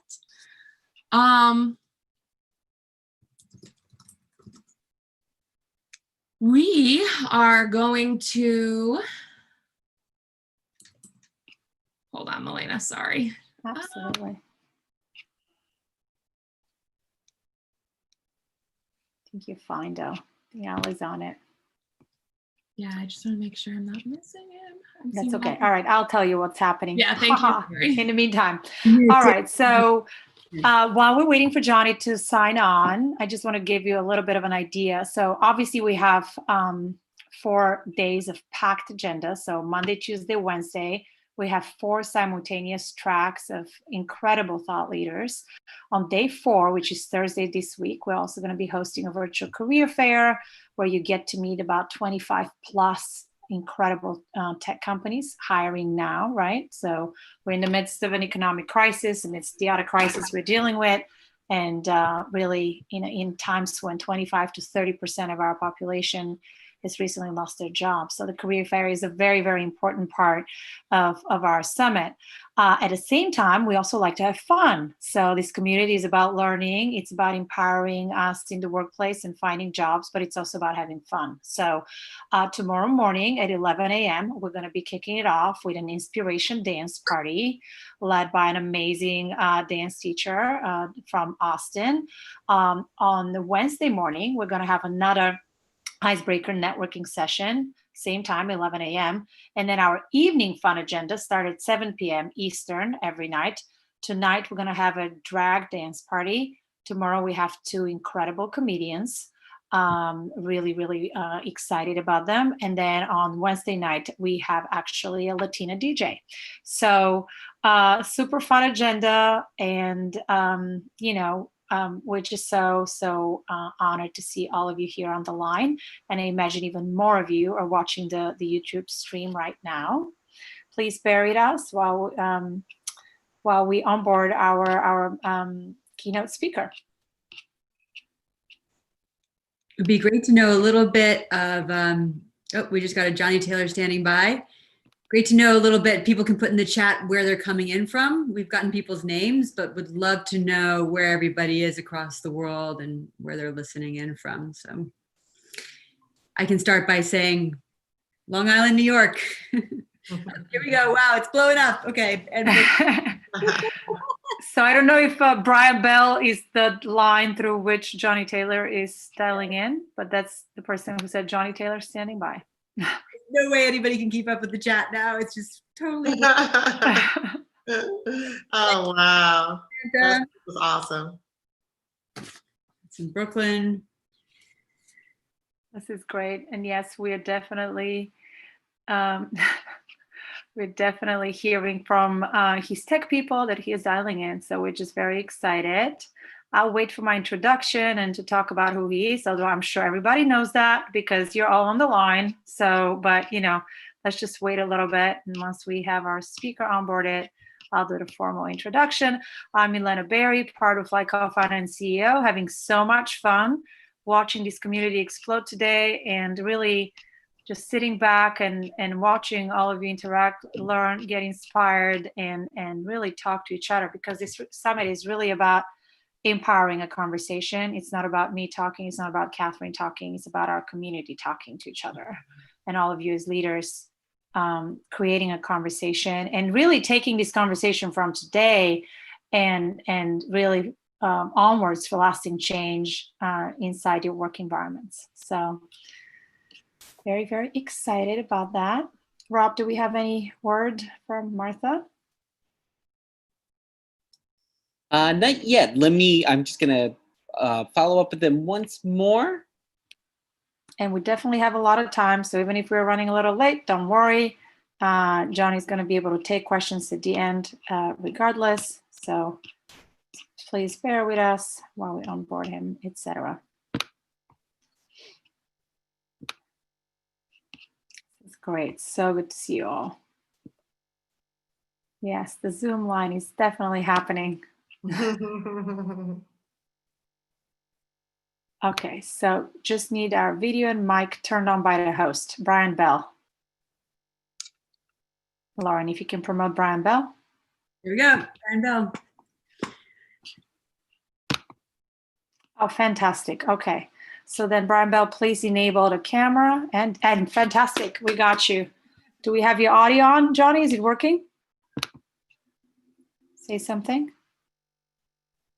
We can't hear you. We can see you. Yes, now we can. Now we can hear you. Woohoo! We did it. I was like, "What's going on?" I would have just flown out there to see if I knew this would happen. I've been. It's so good. Here. I've taken this out of my ear. I'm going to put it back in. It looks bad. Give me 2 seconds, ladies. It works great. Now, in the meantime, I'm going to introduce you. Although you need no introduction because we have. The crowds are coming for Johnny C. Taylor. So excited. So Johnny C. Taylor is the president and CEO of SHRM, everybody. And for those of you who don't know that, that stands for Society of Human Resource Managers. So SHRM has 300,000 members in 165 countries, and it's the largest HR professional association in the world. And with that, they really impact the lives of 115 million workers every day. So we're very excited to welcome Johnny today. He's a global leader on the future of employment, culture, and leadership. And he really speak to us about how to build diverse and inclusive workplaces out of this crisis in an effort to rise stronger. I will add a personal note to this kind of more bio-sounding introduction. I had the honor of being a blogger at SHRM's annual conference last year in Las Vegas, and where really SHRM set out on the agenda to bring talent back to work. And they really talked about how, really in our economy today and in general, it's the right thing to do. We really need to be thinking about how do we bring incarcerated folks back into the workplace, folks over 50, right, and of different ages into the workplace, and also veterans. And we've really reflected this in the agenda of our summit. Because that was definitely an inspiration. So without further ado, we have so much more to talk about today. So I want to give the stage to Johnny C. Taylor, and Deanna from my team, who's our global director of D&I and learning and development, will be moderating the questions from the audience. So welcome, Johnny. Thank you. I'm so glad to be here with you, virtually with you. I just finished a really interesting session on LinkedIn with a group of folks, Carly Fiorina, as you all know, Fiorina, I can never say your name right, formerly the CEO of HP, first woman to be a Fortune 20 CEO, and we just had a great conversation. I was here on time, but technology does what it does, so I apologize that we're getting started a little late, so I'm going to speed it up a little because I know you have tons of questions, and I want to make myself available. This is a conversation and not as much a speech, but good afternoon to each of you, and thank you so much for inviting me to this very important summit. When I received the invitation several weeks ago, I had a much different speech in mind, not surprisingly, right?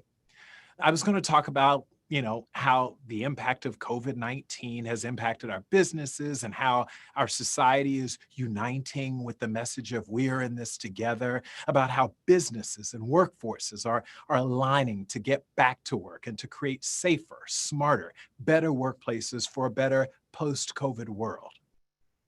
But in a matter of days, society split again.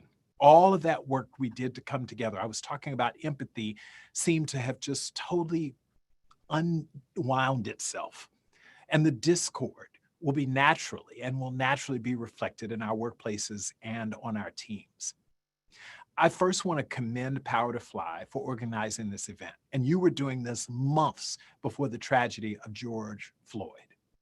You generously planned for these important conversations. You were talking about diversity before a lot of other folks were talking about diversity, and you invited me to speak to you about diversity from the perspective of our work and our workplaces. Thank you. I'm going to talk to you for a few minutes about the realities of inclusion and diversity in today's very difficult climate. But then I want to spend just as much time listening to you.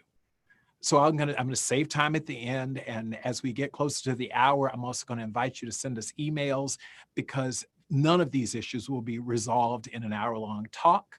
And frankly, in the next month or even year, we will make progress, but we won't have solved for it. We want to talk about what's happening in your workplaces and in our world. First, and I think this is really important, I want to share I am not a diversity and inclusion expert. Frankly, people make assumptions about me. Yes, I'm Black. I'm the CEO of an HR association, and too often I'm invited to give talks. Guess what? I have to prepare for these conversations like anyone else. The reality is the Black community, like every other community, is not monolithic. And like each one of you, I only know what I know from my own personal experiences, my family, and what I've personally experienced. No one can or should carry the weight for an entire community. And that's why we rely on the expertise of skilled, experienced inclusion and diversity professionals who can synthesize the experiences of many across the workplace and make diversity and inclusion and diversity, access, equity, meaningful for all. The division that we are witnessing right now in our streets and in our workplaces is probably the most strident call to action of our careers. And sadly, it seems like the only time our society really focuses on racism, one of the isms, is when America is in flames. I'm frustrated by it. I've seen this movie before, and it keeps happening over and over and over again. Almost 30 years ago, it was Rodney King. 20 years later, Amadou Diallo. And over the past decade, it was Trayvon and Freddie and Eric, and it goes on. Sandra Bland and so many more. Today, it's the Atlanta case of Ahmaud Arbery or Breonna Taylor and George Floyd. And like all of these other times, as people split into factions, business leaders start to fret again about whether they're doing enough for inclusion and diversity in the workplace. And so you run out and you get all of the platitude-filled statements and you say, we're going to do this, and I'm going to write a 6-figure, a 7-figure check, until it falls down the priority list once again. I'm frustrated. I'm frustrated at this cycle of outrage, then promises, then amnesia. That's the real tragedy. And shame on us. Let me be clear, racism is still rampant in America's workplaces. It has never stopped. And I'm not talking about just microaggressions or unconscious bias in hiring and promotion. Routine abuse, threats, racial epithets are still happening with depressing regularity in the workplace.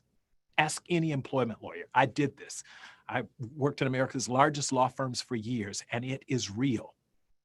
And in the majority of discrimination cases that ultimately make it to court, and most don't, we know that the employer knew about the unacceptable behavior and either chose to do nothing about it, nothing to end it, or in some really unfortunate cases, even participated and condoned it.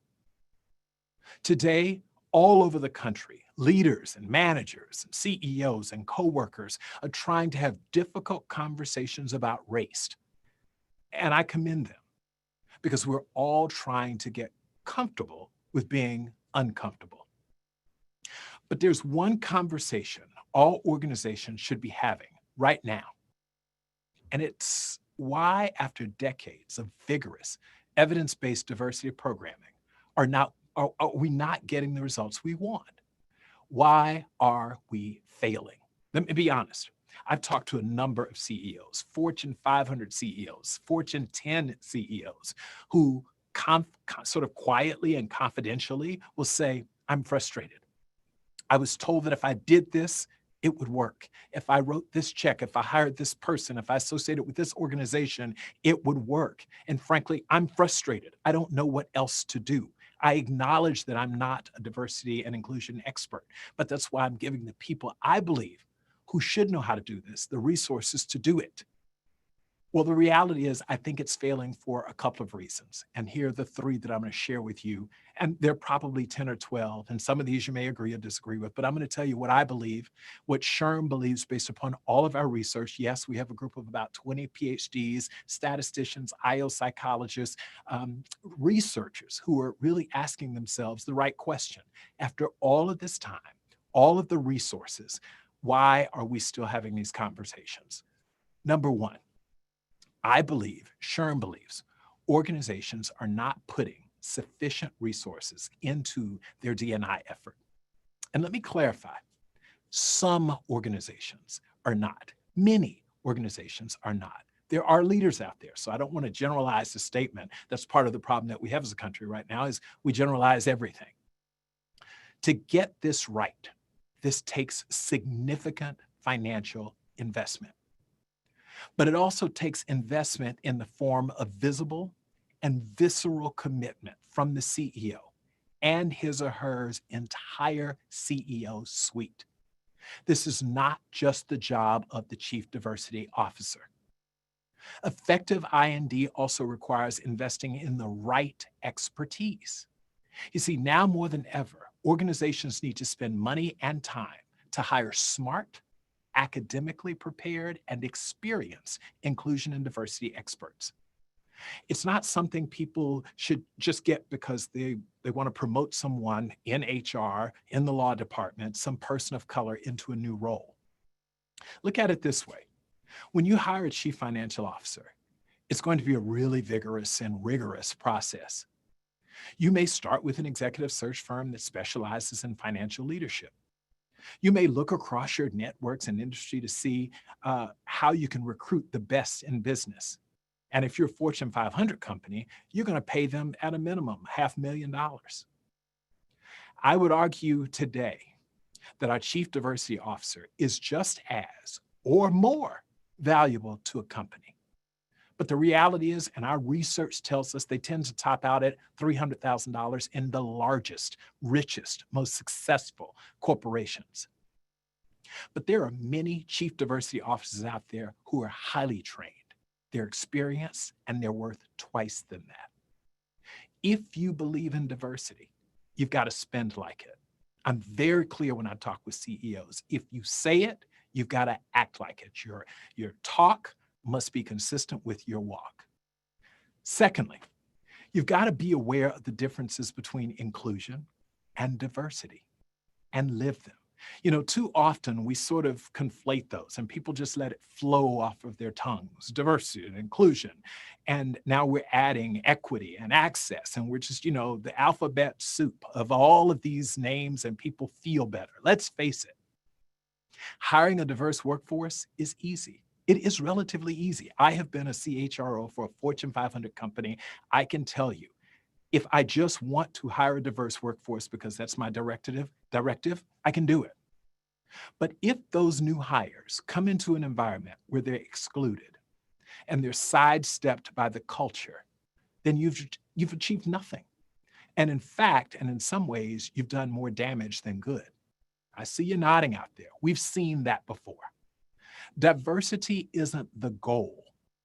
It's the outcome of the organization's efforts to cast a wide net for talent and to value people's unique capabilities in whatever package these people show up in.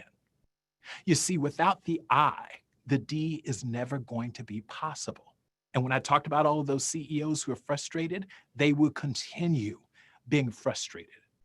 At SHRM, which serves a profession that is predominantly white, we have had back-to-back African-American board chairs, one male and one female. And our previous CEO, my predecessor, was also Black. This, again, is an organization that is overwhelmingly not Black. Within SHRM's US population, and by the way, we have offices in India, China, and Dubai. I'm going to focus right now for our purposes because we have diversity. I just told you we have people everywhere. But within our US population, 64% of our employees are women. And 46%, nearly half, are non-white of all of our employees. We also actively source and find people from underrepresented populations, including veterans, you mentioned in the beginning, and thank you, our work for the formerly incarcerated, and people with disabilities. So we don't just check the box on diversity. We go a step further. Because it's bigger than diversity, it also has to include inclusion. That's the piece we all need to get right. In the week following the murder of George Floyd, I knew it was imperative that I speak to my staff about it. It took me some time. As a Black man and as a CEO, I needed to issue an unambiguous statement that SHRM stands in solidarity against injustice, racism, and discrimination. But I had to process this. I had some folks online saying, Johnny, you should have come out immediately with the statement. As a guy who's, let's just say, over 40, I'll admit that publicly, by the way, I'm barely over 40, but as someone who has seen this movie before, I was appalled by what I saw. I was hurt. I was frustrated. Much of the hope that I had was dashed. And so I had to process this. It took me time. But when I did, I urged the SHRM team to commit fully to the work we do for our members every day to help them bring about positive change in workplaces that ultimately would spill out into the world. You see, we have a tagline, better workplaces, better world. I really believe that each of us, each of you who work in organizations, small, large, medium-sized, government, nonprofit, for-profit, each of us can influence the world if we use that time where we have people held captive, either at home or in the workplace now, in the work office space. You have them for 8 to 10 hours, 8 to 10 hours a day, and you can actually impact and influence the way they see the world and ultimately, therefore, the world. That includes rooting out bias in the workplace, because the idea is if you get that right, if you get someone to think about bias differently in the workplace, presumably they take that outside of the workplace into the community. We must stand against pay inequities. And again, there's gender pay equity, there's racial pay inequities, there are all sorts of what we do to the disabled Americans. The pay inequities is tragic. We must stand with people and groups who have been traditionally locked out of the workplace, elevating the importance of inclusion and using our platform for good around the US and indeed around the world. SHRM inclusion commitment actually begins with the workplace that we build for ourselves. And just to give you a snapshot, for example, our benefits are inclusive of same-sex spouses or partners. And we plan team activities all year long to promote empowerment and belonging, such as International Women's Day and Women's History Month, Black History Month, Pride Month, and on and on. We go out of our way to walk the talk. And because inclusion is not just a matter of race, gender, or orientation, we also recognize and support the hidden differences that bring people together and that those people bring to work with them. An example of that is a recent panel we organized during Mental Health Awareness Month to allow our employees to speak freely and learn from each other about their mental health journeys. I can't tell you, that was such a moment for me because we really were talking about diversity in its broadest sense, all of the various dimensions. We also recognize that people's beliefs, their perspectives, and their political affiliations are also a form of diversity. I am most proud of what we call SHRM's Culture Club. And we talk about all of this, from political affiliation and perspective diversity to race and gender. I call it the Culture Club. And yes, I just aged myself because I know Boy George and the Culture Club, right? And during this group that I convened, it was my idea, we handpicked a group comprising a diverse representation of the employee population, age included.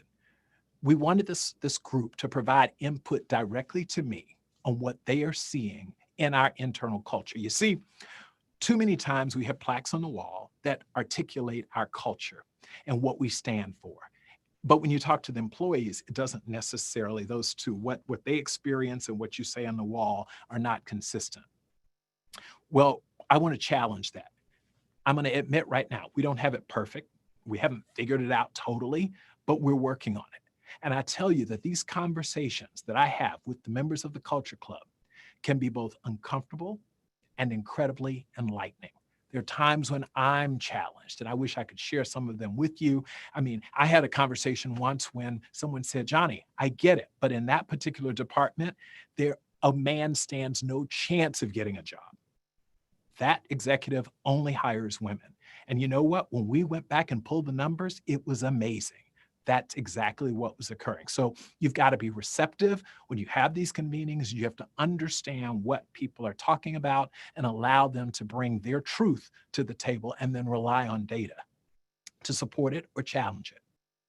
Some organizations can't succeed because they have diversity, but they're not inclusive. Others are focused on being inclusive, but their leadership makeup tells another story. I'm thinking right now of one multinational corporation based on the West Coast, no names mentioned, I'm not allowed to do that, which has spent years telling their customers how they are so focused on sustainability, expanding human potential, and fostering a creative and, yes, diverse workforce. That's their brand. They write a lot of checks and they have a lot of great commercials. But when you go to their website and you check out the bios of their C-suite, which I do a lot, every one of their chiefs is white and mostly male.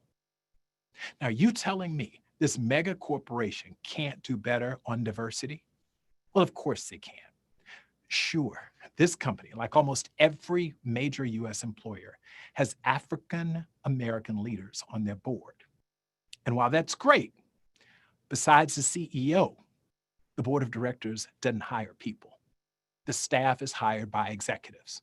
You know who does? The CTO, the CFO, the chief marketing officer, and every people manager below them. You know it, and I know it. We need diversity commitments from the people who meet every day, not once a quarter. And that raises the third failing we see in I&D. It's about inauthenticity. Mouthful, inauthenticity. When it comes to workplace diversity, we need to hold the entire organization more accountable to the promises they make in public and to their workforce. Otherwise, let me tell you what, African American employees will look at this and they'll feel a certain way when they look around and see all those white faces making all those important decisions in this so-called woke organization. She will recognize the hypocrisy and she is angry. She is sad. She loses confidence. And he have been there. It gets into your very psyche and it ultimately erodes your self-esteem. It brings up those feelings of being less than. You become angry. It's like that expression, don't tell me you love me, show me. We are so tired of organizations saying the right things. I said, writing the big checks to the right causes and rolling out campaigns about who they are and how aware and woke they are, but they're not committed to this work.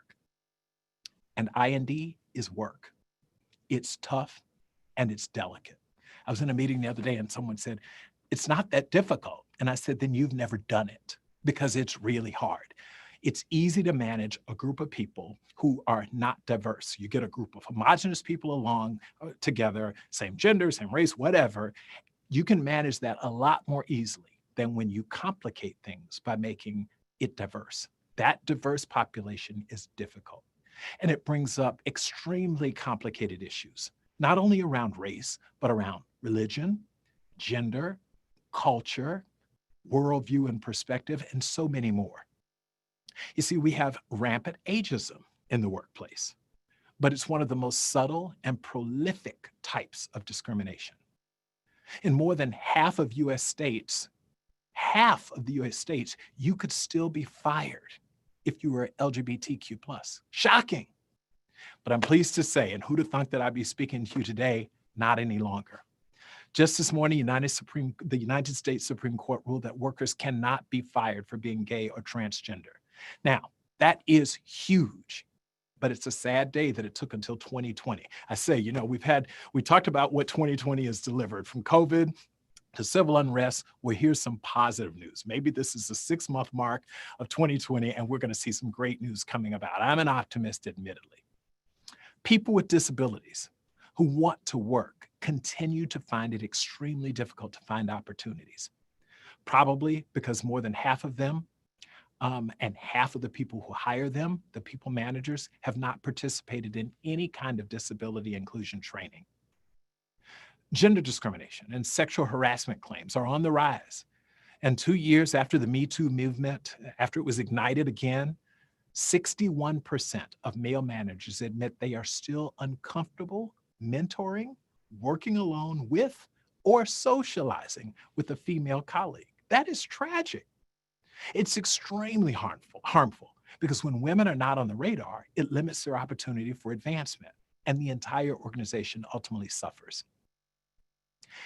If I may, I'd like to humbly offer some advice to the many women leaders who are on this call. Continue to cultivate and support other women leaders. You have to do that, but you can achieve your objective by also including men in your mentoring. I will quote SHRM's Chief of Staff and Corporate Counsel, Emily Dickens herself, an accomplished Black female executive and attorney. She told me, she said, Johnny, when we can advance female leadership by working harder to develop men to be successful leaders and mentors of women, we will have done it. She says, we can create confident, empathetic, successful men who will someday chart a course of leadership for our daughters and our granddaughters. Thank you, Emily. This is the way we've got to start thinking about this. The term allyship, that's what we've got to really think about. So to recap, before we get into our questions, we want to invest real money into your I&D expertise. By the way, some of you may say, Johnny, why do you say I&D instead of D&I? Listen, I say I&D because SHRM does really well, as I've shared with you, in diversity. We are working on inclusion. So our focus is inclusion.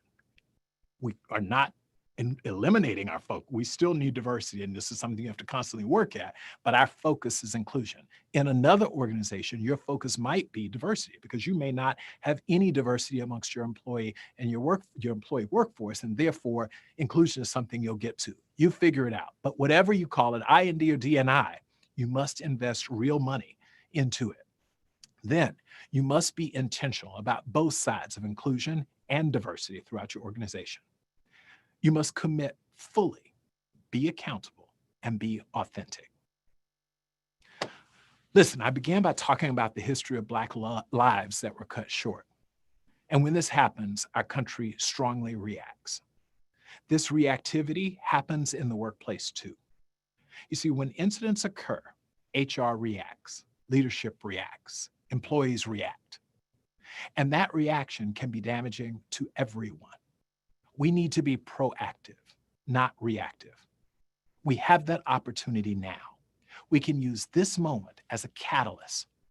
We can use this moment to do all our parts, all of us to play a part in fixing our company cultures to be what we all want them to be and to be all that we say they are. Remember, we've been here before. You know, I told someone it's like Nightmare on Elm Street 1, 2, 3, 4, 5. When the movie's over and we leave the theater, we know there'll be another sequel. It will be more egregious and we won't have made a difference. We won't have to wait long because Nightmare on Elm, it's so frustrating to me. And I know you all feel this right now, but this has to stop. Shame on us if in 2025, we find ourselves in the same nightmare again, wondering why bias and racism persist in our workplaces and still puzzled about what went wrong. Because we know you, each of you on this phone and each of the organizations that you represent can help stop bias, at least in your workplaces. Those of you who are executives, you can stop it. Those of you who manage people, you can stop it. Those of you who are just employees, you can stop it. We all can play a role and must play a role in stopping it. Now, I knew I feel like I don't usually give speeches when I'm angry. I'm frustrated right now. I know that we can do something about this, but I want to answer your questions. I want to hear your questions. I want your comments, and I want to see what you all are doing in your workplaces. I'll do my best to answer them, but most importantly, as I open the floor for questions, I want you to know that this is priority for SHRM.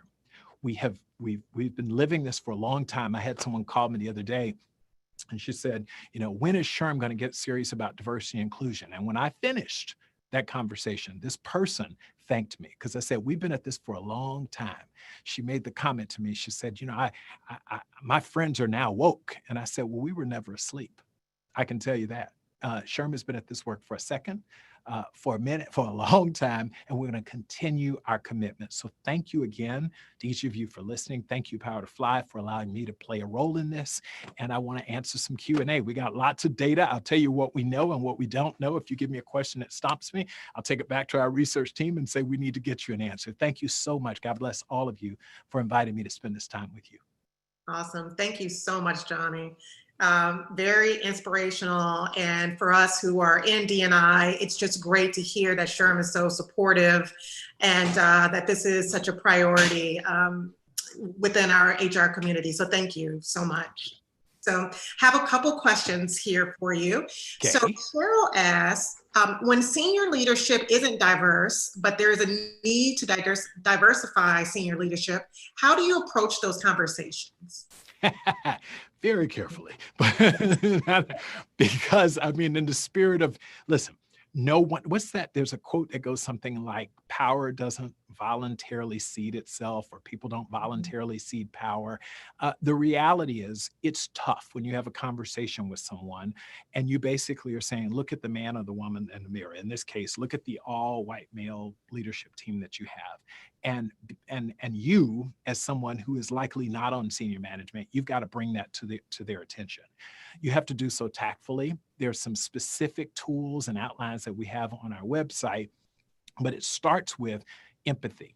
I have found that blaming people, attacking people, condemning people who may or may not be aware of what they've done, even if they should be, doesn't get you very far. At least when I've been in industry, and I've spent a lot of time in industry and various industries and different companies and different types of leaders, what I do is I sit down and say, let's have a conversation. And the conversation is, I'm not judging you. I'm talking about factually what is. In an increasingly diverse America, where when you look at K through 12 public school systems, it's a majority minority world. These are our future workers, and we need you to more reflect that. And so you start with that and then talk from an empathetic standpoint. Imagine how it feels if I work here and I look up and no one looks like me. Why do I think I should be here 30 years from now? Because there's no chance, there's no likelihood that I will ever to be able to aspire. I have found that those conversations typically over time, and by the way, it's not typically one conversation. You have to lean on it. Like, I love basketball, so I'm a post player. I'm leaning a little bit, but over time, I have seen some amazing transformations in leaders. So it's about, I strongly advise against coming in and putting people on their hind legs because they begin to defend. That's just my own experience. I'm sure there are folks out there who have a different approach. I'm not suggesting that it's the only one, but my experience in SHRM's research indicates that having a conversation relying largely on empathy, having data to support your position, and then, and most importantly, having proposed solutions. So it's not enough. I'm a CEO, I can tell you, and I've been a CEO in a nonprofit, and I've been a CEO in a for-profit company. I can tell you, don't come to me with a problem if you haven't thought about a solution. So it's not enough to go in and drop it at your CEO's feet and say, you've got a problem, we've got a problem. You've got to say, and this is how I propose to help solve for that problem. So key, identify the problem, have evidence to support that such a problem exists. Otherwise, you get into a debate, and then go to the solution, a proposed solution. That's the best thinking that I can give you around it. And now let me be very honest. On occasion, even that doesn't work. And as I said once to a CEO of a major company, Fortune 500 company, for whom I worked, who wasn't hearing me, and that's what it is. They weren't hearing me either because he didn't want to or couldn't or whatever. But I said, listen, at some point I'm going to leave here, and I'm going to leave here not to sue you. I'm not going to leave here to go talk bad about you, but because what I am offering you is a way for this organization to be successful, long-term, viable, and not just surviving, but thriving. And if you don't hear me, then I don't want to be here with you when this thing fails. So I'm going to go do something else with someone else who is willing to hear what I can contribute. It takes courage and frankly, a little money in your pocket, just a little bit. But you've got to be convicted. I say that to say, not to be cute, but seriously, there are times when you will beat your head up against a wall in an organization that is not going to change. I'd recommend then you pack up the courage and decide to move on. Absolutely. Thank you for that. We have another question here. It says, what are some different ways that you would recommend that we decrease ageism in the workplace, and things that can be done to facilitate belonging for older age employee groups? Thank you for whoever asked the question. It is one of my big issues for the year. If it weren't for COVID and frankly, everything, the civil unrest that's occurring right now, SHRM's calendar had ageism to be the 2020 issue. Last year, it was the formerly incarcerated. Every year we take something that, in addition to all of the subjects, we don't leave the former issues, we just add a new one. Ageism was the issue this year, and unfortunately, we have been so focused on other things that it has fallen back. I'm very concerned now, because our argument for eliminating ageism in the workplace beyond the legal issues was that in a 3.5% unemployment environment, you didn't have the luxury to be ageist, right? We needed every willing and able person, irrespective of their age, to come to work and to thrive at work. Well, now all of a sudden, we've got 13, 14% unemployment. And I'm very concerned about what that means for older workers and the older workforce, period. So we are being very thoughtful, recalibrating our efforts in this area. So a couple of things. You asked me, what I've seen work very well? Reverse mentoring. So mentoring is usually, as we think about it in traditional sense, a younger person or a less experienced person is mentored by an older, more experienced person. I think there's a lot to be said for that, and we will always see mentoring and the importance of it. But what I'm finding as a specific tactic in organizations that have really dealt with this ageism issue is they will do a reverse mentoring program as well, where older Americans and older workers learn from younger employees. They learn, what's the latest approach, technology. They're digital natives, you're not. So helping bring those people along, making them more contemporary and more relevant has proven to be a boon, because now the young people, instead of saying, oh God, here's my mom or my granddad at work trying to tell me what to do, they're saying, or vice versa, here these millennials or Generation Z, the two are mutually benefiting from the relationship. So I've seen some phenomenal programs that involve mentoring and what we're calling reverse mentoring. To be fair, this should just be all called mentoring. I get it, but we refer to it as reverse mentoring so that you understand it's different than traditional mentoring as it's so defined. That's something I've seen very, very well. The other thing that you've got to do, and I feel this way about all dimensions of diversity, it's not enough to say you're committed to diversity hiring unless you do it. And so I've been challenged in a number of instances when I get a smart, 20-something or 30-something hot shot come into the office, and then I find someone who once was that person 30 years ago, and they're 60, and the two present. And all of my own personal biases come through. And I know it. You have to confront your own biases. Even Johnny, when someone sits across from me and I say, gosh, this person's resume goes a long way back. Gosh, I wonder if this person can do X, Y, Z. I'm making all of these assumptions about this person because of their age. So it's about confronting your own bias and challenging your staff to do the same thing. That's how, so those two things, focusing on hiring and being very intentional about hiring older workers there's no replacement for that. And then once they come into the workplace, you want them to feel included. You want them to belong. And that's where the mentoring and reverse mentoring will come into play. Oh, one other thing. Yeah. Don't make an assumption that someone who is accomplished and used to make $100,000 a year won't take your $60,000 a year job. We do that all too often. We decide for people and we engage in ageism and we don't even know it. Oh, he'll never work for that. And you're wrong. You don't know that person's circumstances, and a lot of them don't need money at all. Frankly, you'd probably get them cheaper than you would the new college graduate who has $100,000 in student debt to service, right? So we make a lot of assumptions, and all of that leads to rampant ageism in the workplace. And let me tell you, if you keep waking up one day, you're going to be 50 plus, and you'll understand how it feels. Absolutely. Thank you. That question was from Evan. So thank you so much for that, Evan. Yes, Evan.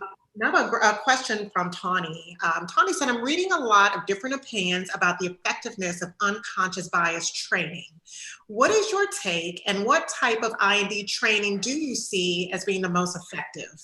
Boy, and I knew there'd be a question that's going to get me in trouble. And this is one, but that's all right. I can take it. Personally, I struggle with the unconscious bias training that is not long-term. It's not continuous. It's not. Here's what I mean. It's nothing more frustrating than people to come in and do unconscious bias training and think somehow everyone leaves. They've had this great awakening and they leave and got it. This is hard. It's really hard. It takes a sustained effort. And so I've seen people do more damage by having one session and then doing nothing else and sending people out as now woke people who understand unconscious bias. It is quite dangerous. So I'm going to tell you, first, I believe in the training. I believe in the issue. I understand what we need to do to address it, but it's not a short-term fix. And so the idea around it is that if it is unconscious, you're unaware of it, by definition, you just don't fix it. Like, it just doesn't happen that way. And I won't go in and tell you these horrible examples I've seen of corporations go out and just all of a sudden they think they can bring in a training session and everyone leaves and they found Jesus, and all of that. And then they go out and engage in the same foolishness they did before. And they may be worse, or they leave and they're pissed. That's the other thing that happens in some of these things, is they're not done particularly well. You go into a session and you're made to feel like, a really bad human being, and you go out more angry than you came in. So get someone who does it really well. And by the way, there are a lot of people who don't.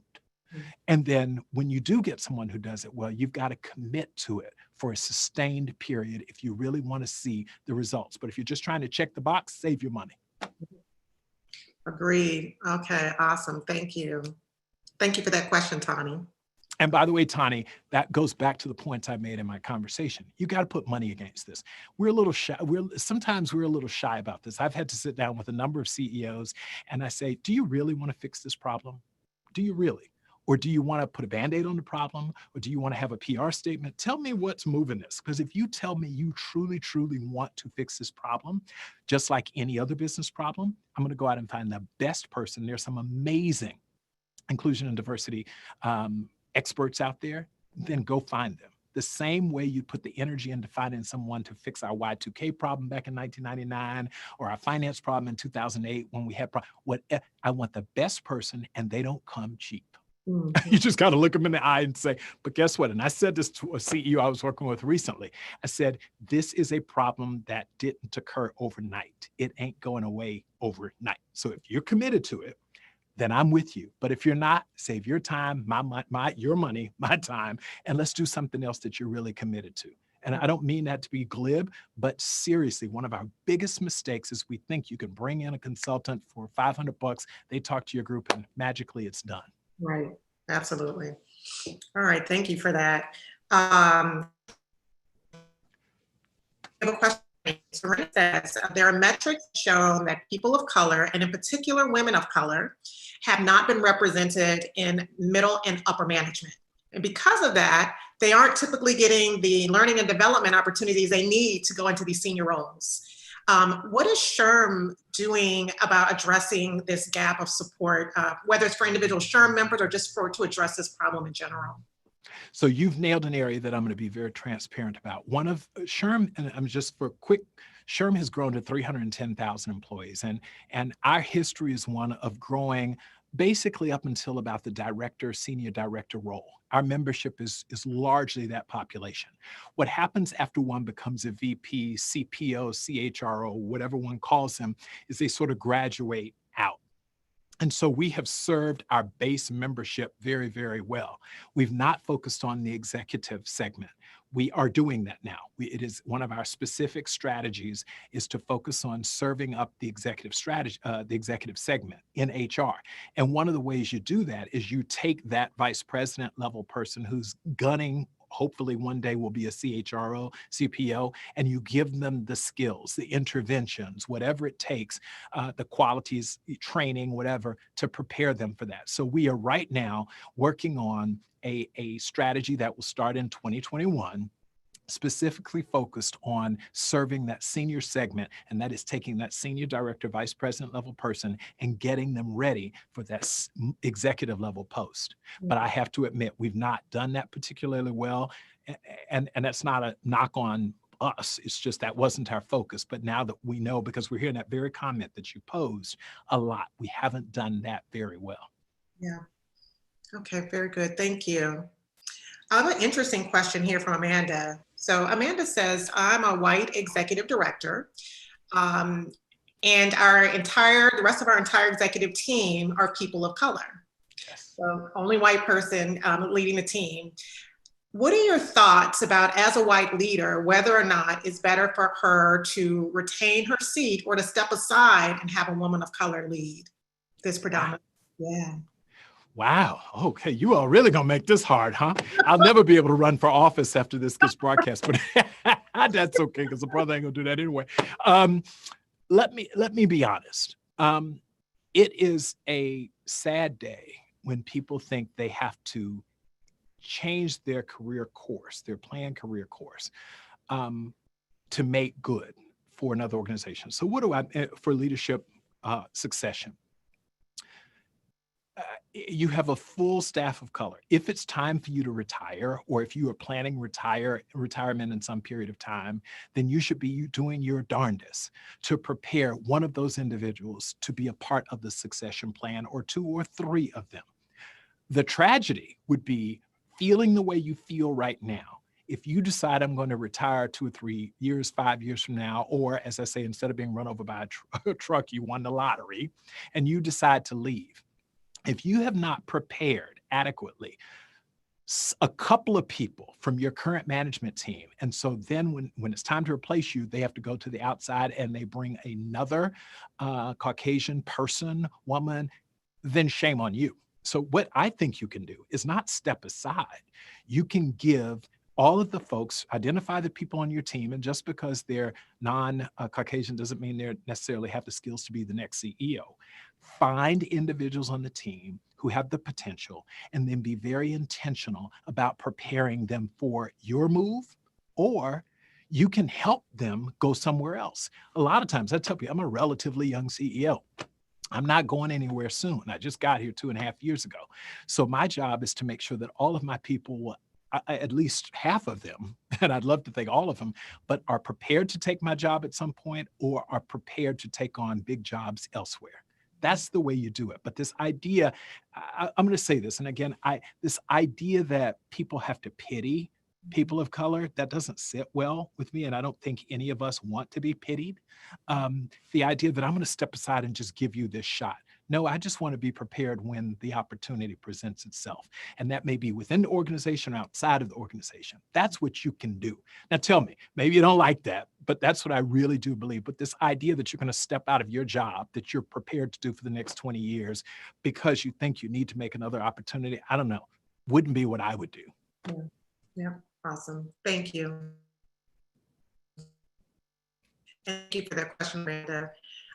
Jill has a question about employee resource groups. Wanted to know your feelings about employee resource groups, that her concern is that they can sometimes cause silos if not done correctly, and just want to get your opinion on them. Spot on if not done correctly. Yeah. I have seen ERGs work well. I've seen them not work well. And sadly, I've seen them not work well more than work well. If they are really, to your point, deepening silos, if they are intended to be a gripe session for employees of color. I was at one company, I won't name that, but the CEO called me in, and because the Black employees were upset that a white employee wanted to attend. When you have that kind of division, then they actually do more harm than good. I'm not here to say how it should be designed. Is there a portion with only Black employees or only female employees? Or I don't know. There's a whole body of work. And I started by saying I'm not a D&I expert, but what I will tell you is anything that divides your workforce is not net a good thing. It just can't be over the long run. So finding a way to do it where there's constructive dialogue. I often say, I want you to be constructively critical of the organization, not destructively critical. And all too often in any groups, by the way, whether they're ERGs or not, is a group of people get together and they become destructively critical of the organization. And that is not good. The organization shouldn't want that from anyone. And so it's really, really key to design them in such a way, manage the expectations of the people who come to the meetings, and then remind them of whatever our company values are, which typically include civility, respect of opinions you agree and disagree with, disagreeing without being disagreeable. So the guardrails that we talk about in those meetings are critical. I have seen these things, and I've been a part of one at a company where I was the head of HR, Blockbuster, guys. It doesn't exist anymore, but I was at Blockbuster. I was a VP of HR, and it was in our earliest days. We called them affinity groups then. We didn't call them ERGs, and it was a shit show. That's French, just Southern for it. It was a bad idea because we didn't think it out, plan it out. We weren't intentional, and it turned into the gripe session about the CEO. And then when the CEO got word of it, that did not end well. Yes. All right, thank you. And before what do you we wrap, think? You didn't tell me. What do you think? oh, about the ERGs, absolutely, Yeah. absolutely. They have to be constructive. They absolutely do. And I think, some of the companies that do it well, you can see tons of opportunities. People can get in front of senior leadership and, take on projects. And then you see others where it becomes just networking and happy hours. And I think that there's got to be somewhere in between probably. So that's right. So one last question, and I'm going to close out with, this is actually a question I have for you as well. So, uh-oh, this feels like a tough one. All right, yeah, brother's already hot. These lights on me and everything. This one may be easier for you. So as a Howard alum and HBCU proponent, I know that you were formerly with Thurgood Marshall and obviously chairing this administration's HBCU committee. Just wanted to get your insight on how HBCUs can contribute to solving many of our kind of D&I issues that we're seeing in corporate America. Well, so thank you for that question and congratulations to the bison in the room. Okay, I gotta hear it. She smiles. For those of you who don't know, that's Howard. They're the bisons and everything. I'm a hurricane, University of Maryland. Shh. But anyway, but seriously, as you pointed out, I spent 7.5 years in my career as the CEO of the Thurgood Marshall College Fund, which represents the country's public HBCUs. Those are the state institutions. And then the United Negro College Fund, UNCF. So TMCF and UNCF collectively, UNCF represents the private HBCUs. Interestingly, Howard, just a tidbit, is publicly supported. It is an institution, but it's also private. So it's this quasi institution. But in any event, they represent the country's HBCUs. And the role that HBCUs can do, and by the way, have been doing, is produce, first of all, providing an educational opportunity for students of color, in particular African Americans. And I'm going to go back to that point because it's important. But they have been finding the students, educating them, and placing them for 150 years. So they're pretty damn good at it. And so any organization that says to me, I'm committed to that form of diversity, that dimension of diversity called race, who doesn't include amongst its talent acquisition plans, recruitment at HBCUs, whether it's in person, virtually, whatever. If you're not doing it, then you're not that serious about it, to be fair. And I've heard all of the arguments, and I've been on the other side of all of the arguments. I've made some of the same arguments about, I'm not sure I'm going to get the right net yield, et cetera, but it is absolutely a place to go and find African-American students in particular and other students of color. But it is important too, and I'm going to say this and then wrap up because it's a long answer, but they are not just, and this gets people all the time, HBCUs are not EBCUs. And what do you mean by that, Johnny? They are historically Black colleges and universities. They're not exclusively Black colleges and universities. So going to those campuses, you actually will get an opportunity to recruit everyone. Some of our schools in the Southwest and Texas, for example, have significant Latino populations or Latinx populations. When you go to the Northeast, West Virginia, for example, one would argue that's the South, but whatever you call it, the two HBCUs there are majority white. No one knows that. They're called HBCUs because they're historically Black. West Virginia State University and Bluefield State College, but they're not currently Black. So it's amazing the diversity that you can get. You go to Howard University that has, I mean, everybody's there. It is historically Black and still majority Black. Again, 5 or 6 of the HBCUs are not even majority Black. But there are a source for America's best and brightest talent. So you would include, now I want to be fair, as someone, I didn't attend an HBCU, as I told you, I'm University of Miami, the U. There are students everywhere, but you will pick up many of people like Johnny Taylor on a majority campus because you come to our campuses. If you're a top 50, 100 school, you're going to get visits anyway. Too often we overlook the talent in America's HBCUs. And if you say you're looking for African-American talent, there's a place to find them. And that's what the HBCU is committed to and has been committed to for years. Awesome. Thank you so much for that. So I know we are kind of at time, so any closing words? I just want to definitely tell you thank you so much. This has been super enlightening. And I know for those of us who have been SURE members for a long time, it's a great opportunity to be able to ask you questions directly. So thank you for your openness. And just from the entire team of Power to Fly, we really appreciate you being here. Well, I'm so glad to be here. In closing, first of all, I just love that name, Power to Fly. That's hot, right? Whoever came up with that, kudos. But the other thing, and for all of you all out there, you know, this is a moment. This really is, I hope, a moment in time. And I talked about Nightmare on Elm Street 1, 2, 3. It would be such a tragedy if, because all of us have heard, you know, as I said, it was just 2015, 5 years ago, when we were talking about Freddie Gray right there in Baltimore. And for all of the people who say, oh, this is just a sign of the times and the president and this and that, President Obama was the president then. We can lay blame wherever you want to blame it. At the end of the day, America has continued to struggle with race and racism and institutional and systemic racism. And I think, and I hope this is an opportunity for us to focus on this, to deal with it, to call it what it is. And for those out there who might roll their eyes and say, oh, but there are other dimensions of diversity, I don't disagree. So it's not that if you're saying I need a pro-Black initiatives that you're saying you want an anti-anything else initiative. That's not what this is about.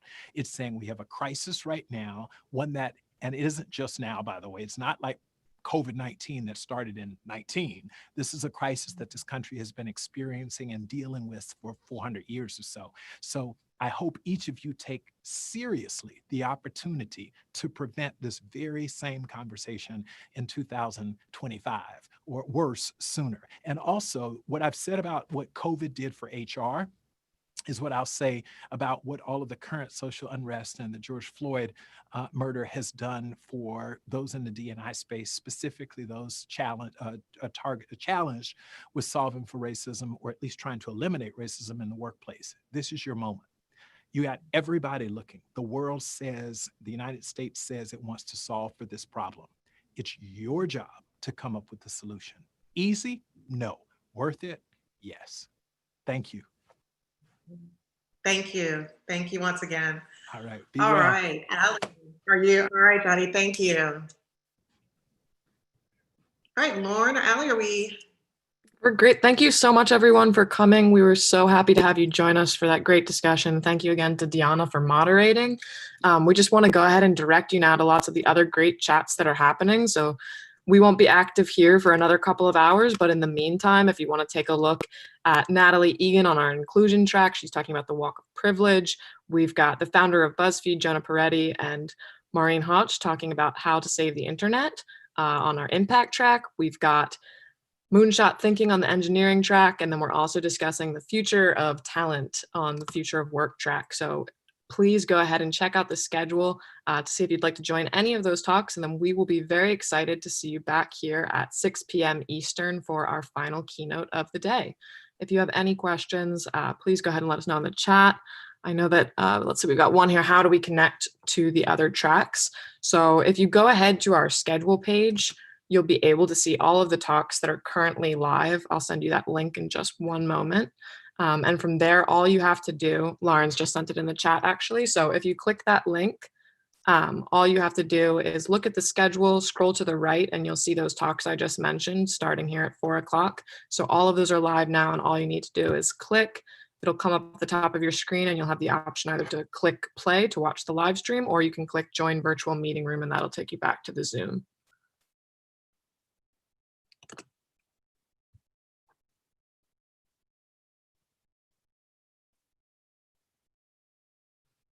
And yes, for those who are asking, you will be able to look at all of the talks later as soon as the recordings are up. So we will email everyone once we have those recordings, and we'll send the link over to you.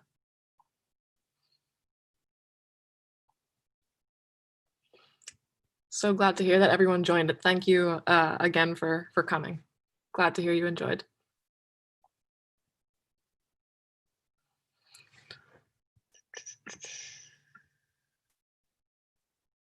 Yes, you are able to get SHRM credit for the talk. So there should be, I don't know, Lauren, if you want to go to that next slide. Okay, there it is in the top left-hand corner. You'll see that ID there. And that's what you can go ahead and use for the SHRM credit.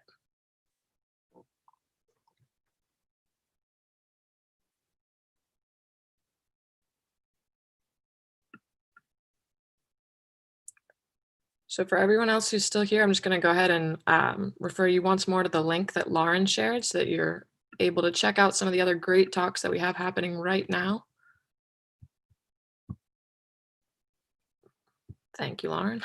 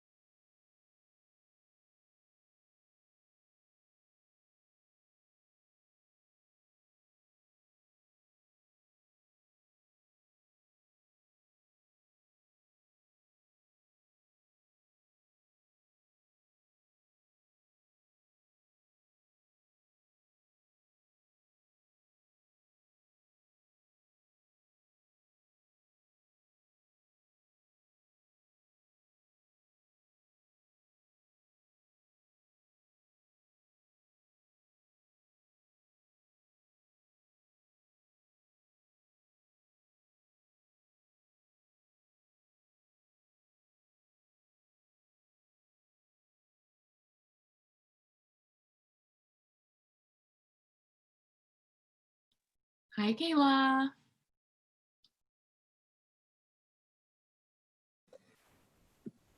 Hold on, let me. Oh, and I see Pat.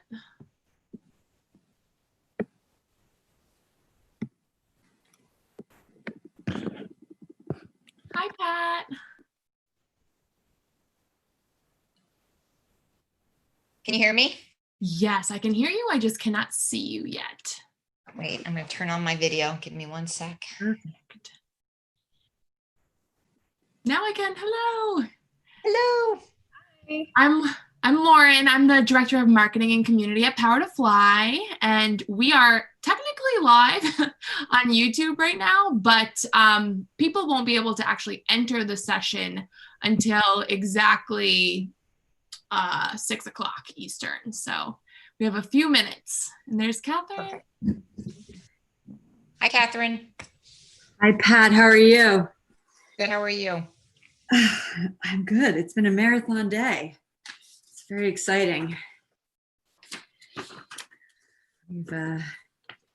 We've had a lot of people show up, so that's good, and nothing's broken. So That's awesome. How many attendees so far? What have you seen? Well, we've had 13,000 people sign up when I checked this morning, and these chats have been getting about 1,000. So Wow. and I think we'll get more. I think a lot of people are signing up for the job fair as well. So, but yeah, it's exciting, and you know, a lot of it's you'll see there's attendees who are on this Zoom link, but then a lot of the attendees are listening in on YouTube. So it's a bit of a split. So it's great. And we have Kayla joining us from Houston, and Allie.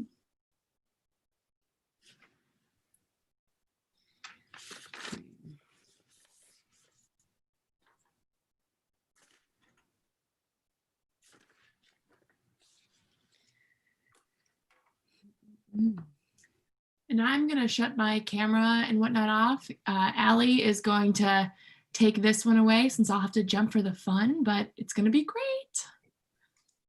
Great. I'm excited. We have a Introduce dance myself. party after this, drag queen dance party. Yes. So That's awesome. yeah, it's going to be great.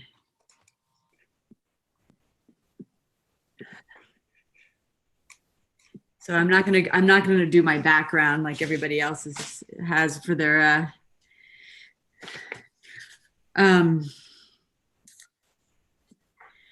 my mother came in here and said that the background makes me look small. So I got some real-time mom feedback. That's what happens when you quarantine with your parents. So Yes. she came running in and said, "What are you on next?" That's so cute. I love that. She gave me some jewelry. So it's exciting. So do we have anybody from Ariana's team on yet, or is it we're waiting for Miko and everybody to come on? We just got word that Ariana will be joining in just a minute or two. So Great. Hi, yes, Ariana's just joining in a minute or two. Wonderful, wonderful. So Kayla, I think well, Allie's gonna feed me the questions probably. So okay. What we're going to do is we'll probably take questions in the last 20 minutes, but we've actually been seeing so many questions come in. So we might even go to them sooner and weave them in a little bit more if that's okay. Okay. So, all right, great. Cool. So Pat, you're from Ramapo. I saw that on your LinkedIn. Yes. Your local. Yes, and you're pronouncing it right. Yes. Yeah.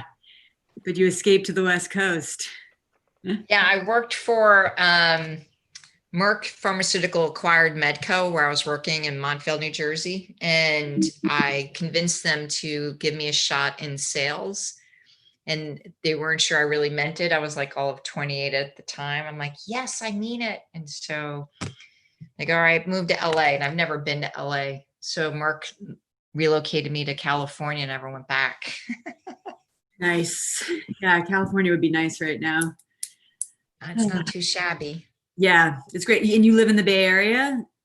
I live in the Bay Area full time. I am sheltering in place, however, in Santa Barbara. My mother-in-law and sister-in-law have high risk for COVID. And so we are down being primary caregivers for them. My daughter, my husband and I, my sons and their girlfriends are up north. So I'm kind of missing them quite a bit, but yeah, it's not bad being by the ocean. Hi guys, it's Hi, Ariana. Ariana. Hi, Ariana. How are you? Good. How are you? Very good. Happy to be here with all of you. Same here. I was just telling Pat that we've had, everything's worked. The questions have been phenomenal. We started with Donna Brazil, and I sent her a 15-page chat transcript just now. And with all positive comments, which she's not used to being on Fox News. So she was excited. Good for the soul. See some positivity on the internet. Yes, yes. Amazing. What was the main thing? Well, the theme of her talk was building the world that ought to be. And Jamal Simmons was her moderator. And she just got very honest and deep and didn't hold back. And it was really beautiful. Yeah, we'll have the recording up. But people were very inspired. People have been very honest. We had Johnny Taylor Jr., which I think you both know. He was quite honest as well. And just open, and yeah, it's been a day. So amazing. How are you doing? I'm doing well. I'm down here in my little cabin. I haven't had a child come in yet, but who knows? They're watching Aquaman up at the house. So And she's got some tips from her mom. I think you're my having mother a told great me day. that I needed to work on my hair. So That looks lovely. thank you. Well, we fixed it up. So it's great. And then after this, we're gonna have a dance party that's led by one of my favorite drag queens. So everybody's gonna dance into the night. So. That's awesome. Now, are your girls with you, Ariana? Yes, my girls and my sister. My youngest daughter is my hairstylist. Oh, good. Yes. That's awesome. Yes. Pat, how are you doing? How are things with all the changes? And Just long weeks, Ariana, the last few weeks for obvious reasons. I'm glad everyone some of them are waking up for the first time. Some of them getting more urgency. Some are trying to learn and have a very small team for some of this. So it's like 24/7. So it's been a few long nights, long weekends, but we're going in the right direction. So for that, I'm thankful. that's fantastic. Great. So I was saying to Pat that we'll take questions. We can take questions towards the end, but the way that it's been going is there's been wonderful questions coming in throughout the chat. So I will thread things in if appropriate. And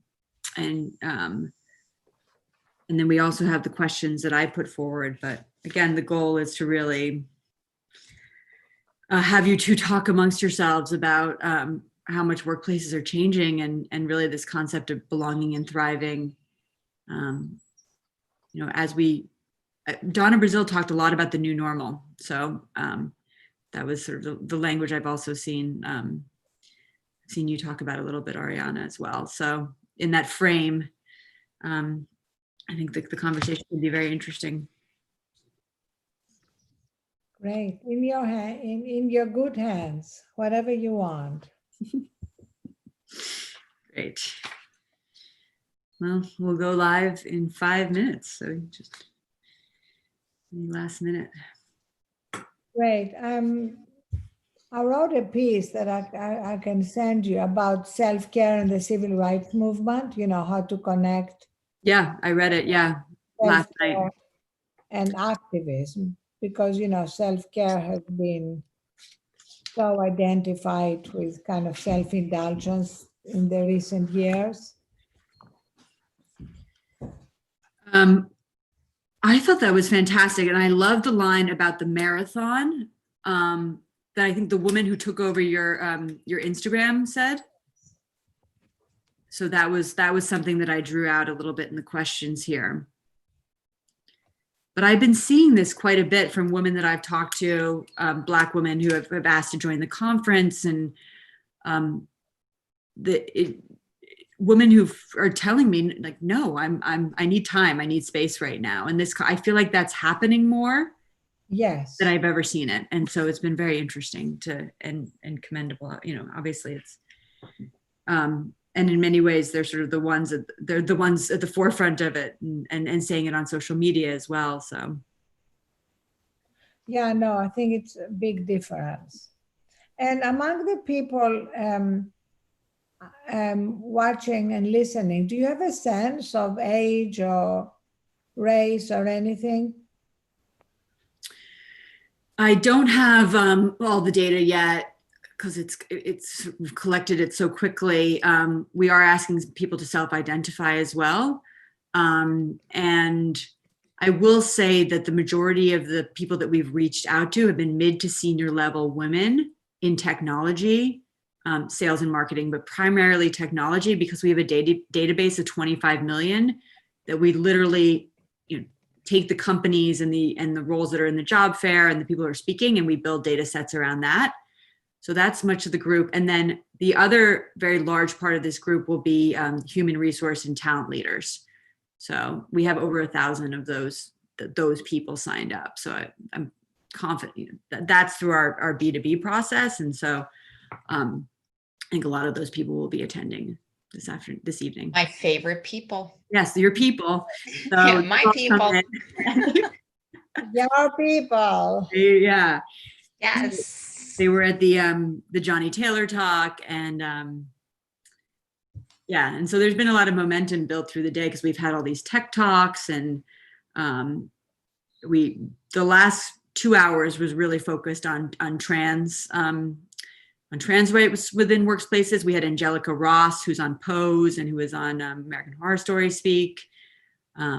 Who else? I mean, we had Ina Fried from Axios right before this. So those are the people who are leading into this panel. Right.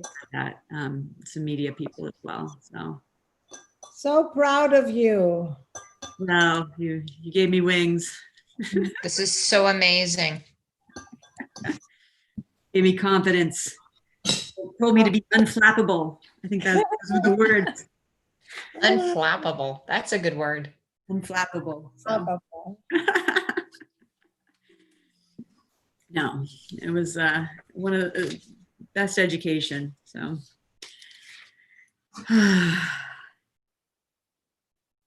Are you glad you're not in media right now? Yes. I miss it, but I don't miss being terrified of waking up every morning to a huge story and then having to go in and spend the next 5 days of my life following it. So, and plus I feel like the work that you're doing, that I'm doing, Pat's doing, it's about action and actually helping in the moment versus talking about it. So that's what's so exciting.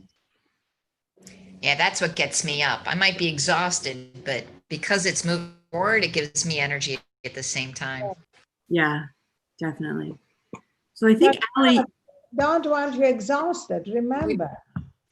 I know. I'm actually not. I get tired at the end of the day. I sleep well, right? So I'm exercising, I'm sleeping well, but you're fatigued. I mean, like emotionally and physically fatigued. Absolutely. But then you get up and you're like, I could use 2 more hours, but your brain's already working because you're energized by the progress, like what you could do and should do. So as long as you have that recharging time. I had 2 amazing bike rides this weekend, Ariana. I am so happy with my bike rides. Oh my God, say, how long are they? I think we're starting. People are starting to file in. Are you gonna, Allie, you're gonna kick us off for a minute and promote us, or? I thought that you were gonna do that, but I can jump in and take care of it. So. No. I'll jump in and announce it, but I just want to make sure that everybody's coming in. So I couldn't see the panel properly. Yes, they are. Oh, got it. Okay. Oh, I see it. We have 61 people listening to us already. So hello, everybody. If you're listening here on the Zoom track, welcome. You can ask us questions, and I'll go into some housekeeping details in a minute. I know there are a lot more of you who are out there on the YouTube stream of this as well. So I am Catherine Zaleski, co-founder and president of Power to Fly. And I am beyond excited that we are closing out the first day of Diversity Reboot 2020 with Ariana Huffington and Pat Waters. Ariana was really my first boss for 4.5 years, and I learned tremendous, many things from her around resiliency, how to thrive, how to belong in workplaces, how to help other people belong in workplaces. So this is a very exciting conversation for me to be having, or to be moderating rather. Pat Waters, I met about 3 years ago when I wrote an op-ed for the New York Times, and she asked to have a phone call with me to discuss it. And I just thought that was the most wonderful sort of form of outreach that someone could do. And she educated me on what she was doing over at LinkedIn, and now she is at ServiceNow. And and obviously now Ariana is over at Thrive Global. So before I kick off this panel, I'm just gonna do some quick housekeeping notes for everybody. So everybody's camera and audio is turned off, but this is an interactive chat. There is a chat window. You can leave your questions. The questions are going to be sent over to me and Kayla, and we're going to then propose them to Pat and Ariana so that we can have a discussion. If you're having any technical difficulties, you can put the message in the chat. We will come in and help you very quickly. And one other point is that if you're earning SHRM credits, you'll see that there's an ID number in the top of the screen here. You can put that ID in and you can get your SHRM credits from that. And finally, we have a code of conduct, and we're very serious about our code of conduct. Everybody has been fantastic at this conference all throughout the day. But we actually don't think we have had to bounce anybody, but we will if anybody is rude or is flagrantly disregards our code of conduct. So please read it. It is in the chat window, and we will repost it as well throughout the chat.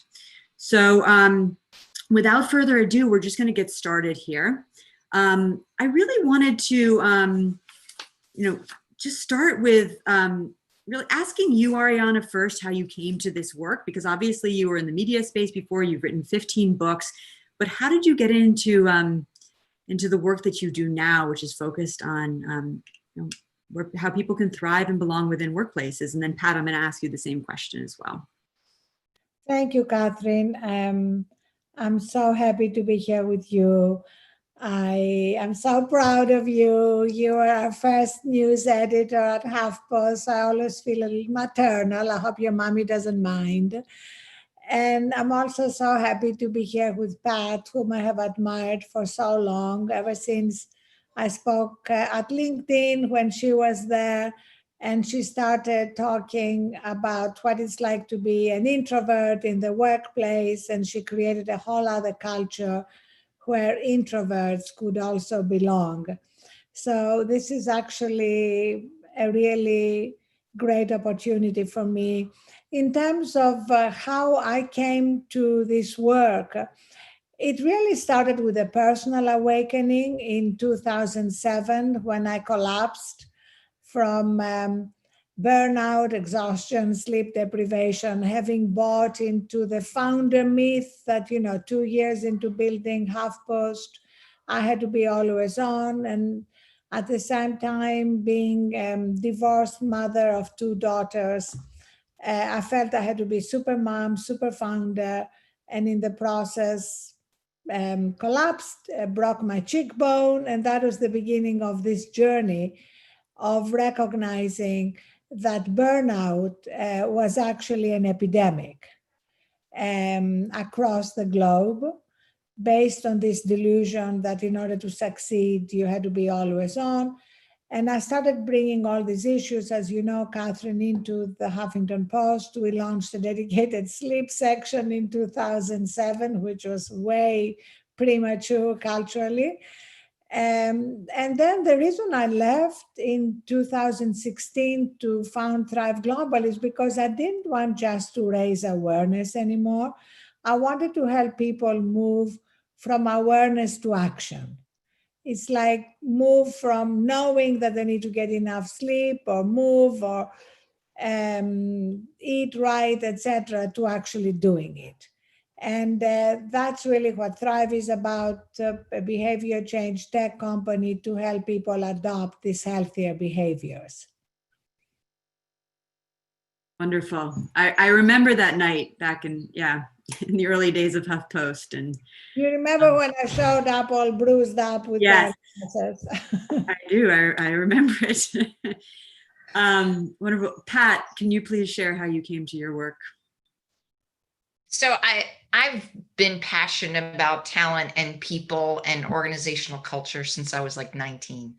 From a business lens, my uncle, one of my earliest mentors, told me that on average, 80% of a company's operational expense is the cost of talent. And so having the magic of how to hire amazing talent, develop them, engage them, realize their full potential can be a competitive advantage to an organization and really change the game in the market. So that for me was my first entree into talent, but got me into really embracing people's differences. I've always felt other, and for different reasons. I'm dyslexic, I'm an introvert. I mean, there's a whole bunch of things, and I've always sought this sense of belonging. And when I was asked to speak in 2016 about D&I as a talent professional, I thought I was going to be on a panel. Ariana, as an introvert, I was cool on a panel. I wouldn't have to really talk. I just answer Q&A and I'd be good. But in this case, they asked me to express how I felt about D&I. And I realized that I didn't have an answer. No one asked me as a talent leader how I felt about diversity and inclusion at that point in a real way. And when I thought about it, I realized, Catherine, that it grabbed my intellect. Diversity, inclusion, you can talk about the numbers and process it. I understood it, but what we were doing in companies didn't grab my heart, and we were leaving so much on the table. And I strongly believe if you unlock people's uniqueness, you unlock beautiful things and opportunity. And I realized that diversity, inclusion plus belonging must come about. We must be authentic. We must be who we are to get the creativity and my joy. Like when I am me, when I get to be a little bit goofy, when I get to be all of me, not just my title, I smile, I got my swag, I'm joyful, I have energy. I just feel great. I'll take more risks. And when I don't have that sense of safety and belonging, I am probably half of what I could be. And so I've been compelled to bring that forward for everybody else besides myself. Yeah, I love the word belonging. So let's talk a little bit about what's happened in the last couple of weeks with the murder of George Floyd, COVID-19. I mean, in many ways, it's like the work that you're both doing has just dramatically, the environments in which you're doing them have dramatically changed. There's been a reckoning. That's sort of the word that people have used today. So I'd love to talk a little bit and just, understand a little bit what you're thinking about around there when it comes to belonging and in this new normal.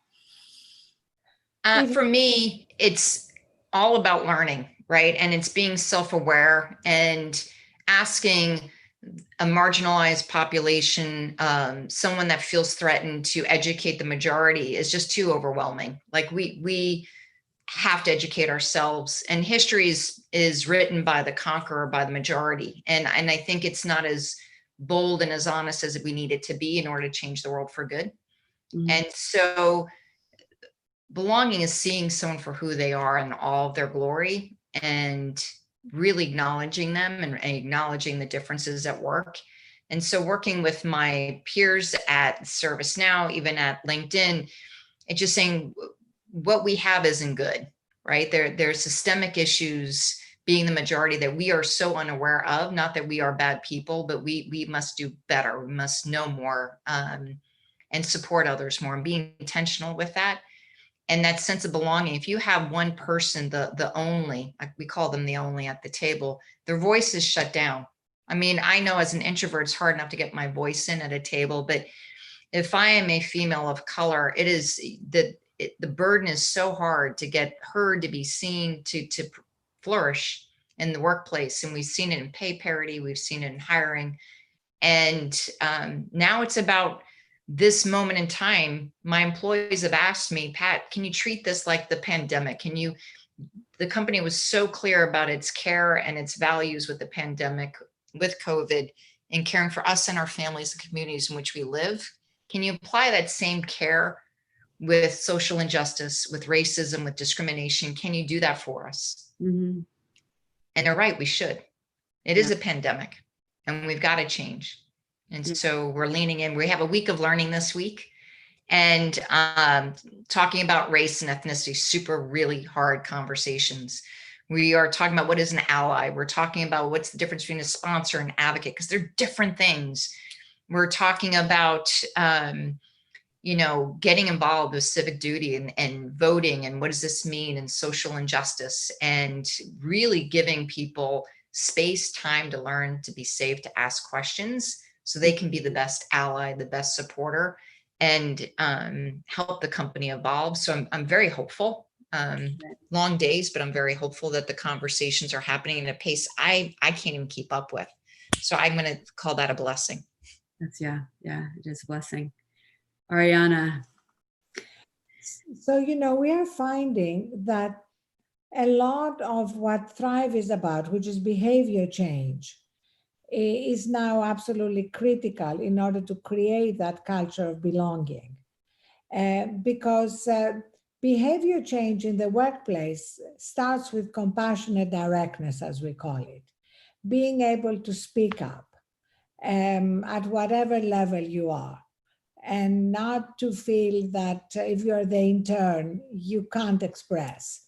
And we find that a culture of belonging, a thriving culture, is really made or broken during these micro moments, during these points when things happen, a name is mispronounced, a comment is made, and they're not addressed. And in all our workshops, we see that when they are addressed, they can be much more easily resolved. When they are not addressed, they become resentments that fester and create toxic corporate cultures. We have a course that we offer that Verna Myers did for us. She's a diversity and inclusion expert. And in that course, Verna talks about the platinum rule, which is to treat others how they want to be treated. The golden rule is to treat them how you want to be treated, but that may not be how they want to be treated. So being cognizant of that, and also having these authentic conversations that Pat alluded to. Mm-hmm. And the psychological safety has to go both ways. People need to be constantly learning. We all need to be constantly learning, but also not to feel that we have to walk on eggshells, that we can't say anything in case we say the wrong thing. So there is that culture of belonging that also includes a culture that allows redemption, that allows people to learn and get better. Mm-hmm. That we don't want to be judged by the worst mistake we ever made. And so that's really what we are all grappling with right now. And I'd love to know what Pat thinks about that. Creating psychological safety, Ariana, is so important. And that's why doing your education, leaning in, listening more than talking. I keep telling my peers and all the employees, just listen, listen, listen, listen. The mistakes are learning moments. The ability to lean in on what difference is and why error, and be self-aware is a gift you can give to yourself and your family. Think about how you take this conversation from work to home. We know these are really hard times, and we actually had a doctor join us last week with all that's going on in the world to talk about mental health and physical health, of how flying around, and how can you make them, he called it your Einstein brain, where you take this emotion and write down the word and tear it up, and then be clear about the action you can take. Because if you can be concrete about what I can do, what I can own, and breathe. And I think I am self-aware of my body, Ariana. I am learning all the time. And this doctor said, and it makes me smile today, he goes, we are not aware of the breath that we are holding when we're in stress. And so remind ourselves, breathe. And then he goes, and when you're really struggling, breathe through one nostril. And so immediately I start breathing through one nostril. And so my general counselor laughed and said, make sure you blow your nose first, Pat, before you try this at home. And I started to laugh. But it was the joy I got from a deep breath alone, Ariana, to begin a conversation that means so much to me, was a gift. So I think in psychological, like, I'm present, I'm ready. This is stressful. I don't know what the outcome of this conversation is going to go. I know where I want it to lead. Giving permission to be perfectly imperfect in this journey, knowing it is a marathon. This is not creating a symbolic change. This is not creating an action plan to close next week. This is a journey that we need to have clarity on taking care of ourselves and others in order to be there for the journey. Because if I'm not breathing, I can't be there for you or anyone else. And that was my big takeaway last week. And you know, I need those reminders to thrive. I really do. I love this. This is so aligned with our whole behavior change philosophy and practice, which is based on hundreds of micro steps, tiny little incremental daily steps that lead to real changes. And our breathing is actually at the heart of it. And there's so much science behind it. It's kind of extraordinary that it takes 60 seconds to course correct from stress, for the cortisol hormone to leave the body. The rest of the stress happens in our heads. Mm-hmm. And as you said, you know, you even have Navy SEALs who use what they call box breathing during particularly tense situations. And box breathing is kind of amazing. You should all try it. It's 4 deep inhales, pause to the count of 4, and exhale to the count of 4. And they truly use that in moments of extraordinary stress and fear to be able to be most effective. But in terms of belonging and diversity and inclusion, when we are in the most centered place in ourselves, we are going to be so much better at connecting with others, understanding others, because we all have that place of peace, wisdom, and strength. It's just that most of the time we're not connected to it. So if we can reconnect with it again and again, we are much more likely to create these thriving cultures authentically, and not just because there are rules and regulations to follow. Mm-hmm. I wanted to pop into, there's some great comments in the chat around this, and one is from Catalina around, she says, I believe there are steps to redemption. So this is around really centering yourself when you're changing organizations that include forgiveness and reconciliation. There's too often a demand for redemption after just acknowledging the wrong, but not going through the steps required to develop empathy for that person victimized by the error or the crime. And as we talk about breathing, taking time, you wrote about really self-care through this process. What can people do who are trying to create better organizations that are more racially just and gender diverse? How can they really be on this marathon and in many ways towards this redemptive for everybody? That's a great question. And the truth is that redemption has to be real. It's really based on action. It's not about words. And I think that is really the essence. When the actions are taken, then we know this is an authentic redemption. And in any culture, whether it's Nelson Mandela in South Africa, or Gandhi, or Martin Luther King, at some point there has to be that fundamental change of heart that accompanies change of laws. I mean, we need both. Right now, one of the most positive things happening is we are seeing laws changed. In New York, we saw the repeal of 58 that was basically blocking disciplinary action against police. I mean, the battle had been going on for 5 years unsuccessfully, and last week Andrew Cuomo signed it into law.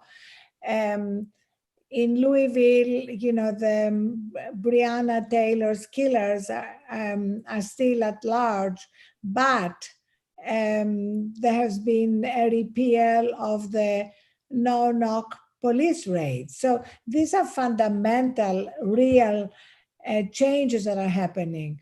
And change has to happen at these concentric levels, at the political, societal level, at the institutional level of cultures, of companies, and at the individual level. Mm-hmm. That's great. And you talked a little bit, Pat, about what you're doing within ServiceNow. We have a question from Tawny Lees, who says, how is ServiceNow doing this week of learning? Because it seems like it's very aligned with what we're talking about here. More details would be great. That's what she says.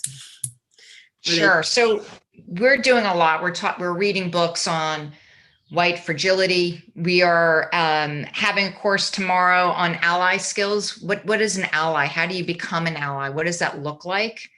We're going to have a session talking about race and ethnicity, having courageous conversations, knowing that you're imperfect, and how do you lean into that. On Freedom Day, on the 19th, we're having a day of learning and civic support. And so we're going to make recommendations on how we can learn for our own. We need to take our own awareness. We have unconscious bias. We do all those things, but I think we really need to understand the 401 years of history within the United States and own that. Don't debate it, own it. We talk about Black Lives Matter. We've been talking about our beliefs within the organization and how we want people to have that sense of belonging. We started last year with interviewing our employees about those microaggressions that Ariana was talking about, like those little moments that you get shut down, those little moments of bruising, those little moments of, I can't be me. And we share these comments from our employees, not attributed to a name, but on the flip side of the card are things you can do in the moment to address a micro moment. It's when you see someone being spoken over, you see that inappropriate joke, if you see something, say something. And we use Second City to use humor to show us how that scenario could have played out. And if you saw this, what could we have done? So you can change culture for the better if you catch a micro moment and you do it with grace and learning and hold people accountable in a way that they feel it can be of strength and move forward in a better, healthier way. So we're going to do a lot more of that. But this week is all about these little micro moments of learning, allyship, courageous conversations, our history, and owning it, not being awkward in the conversation, going in it together. Great. I'm going to ask Kayla to pick some questions too, because she's helping me. But one of the other questions we just got in as well is from Sharvani. She says, hi, Ariana and Pat. What is the most important thing we can all put into practice at our workplace today, immaterial of our roles, so that inclusion and diversity are second nature by 2030? So 2030, we have. All right. I'll give it a couple of goes. And Ariana, you fill in my gaps. I know I'm not going to get this all right either. 2030, we got to move faster, but go ahead, tell us. I know. We got to change diversity from a company mindset to a team mindset. We got to look at each individual team and say what voices are missing around the table, the virtual table. We got to lean into people's differences. We have kind of like old school situational leadership. We got to meet people where they are and with respect and care, not one size fits all, and be intentional with hiring the other, the different, so you get the most robust dialogue at your table. If you have at your table, even if it's all women, we have failed. And so when companies, and historically me too, have reported diversity numbers at a rolled up number, you can obfuscate a lot of homogenous teams and lack of conversation awareness at a team level. And we know innovation happens at a team level. We know people leave managers 80% of the time, not companies, because of that team in which they're navigating. Do they feel supported, have a career path? Do they have a sponsor? Is their voice heard? Are they seen? And so I think if you embed it at the team level, if you really empower the managers and hold us accountable for that, we will make great strides. And there's so much more that we should be doing, but I'll just start with that because we're in limited time. Ariana, what would you do? Well, I love what you said about the team mindset, because again, it's part of what we believe. You bring it down to the everyday level, because every company can come up with amazing cultural statements, but culture is made or broken at these micro moments. And for us, that's the reason why compassionate directness is so key. If you create a culture where people can really speak about everything to each other rather than about each other. Mm-hmm. We have a policy where if somebody goes to someone and says something about someone else, we ask them to come together, and somebody can mediate if they need that.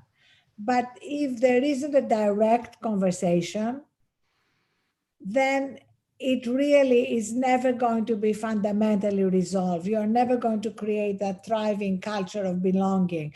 It's really the same in our personal relationships. Like if you can't tell someone, even someone you love, what's bothering you or irritating you, it's going to fester and it's going to affect the relationship. It's very hard creating a culture of compassionate directness. We have it as one of our keys in our interviews. When we interview prospective candidates, we interview for that talent. A lot of people have such a hard time that it's very hard to be taught. And that's why we actually don't like a culture of anonymity. We like people to be able to speak up, not to be putting, there's in so many companies that culture of complaining anonymously. And for us, the belief is complain publicly. Right. Nothing to be afraid about. And when people see again and again that they can be critical of anyone, they can be critical of me, they can be critical of their manager, and that only leads to good things, clarifications, a culture where they feel they really belong and matter. It changes everything. Instead of hiding behind anonymity, which is really to perpetuate a culture of powerlessness. Yeah. Because you speak anonymously when you're afraid, right? Yes. Otherwise, why not speak openly? Unless you are a whistleblower and you are you want to bring up something that's criminal or illegal, or then why not use your name?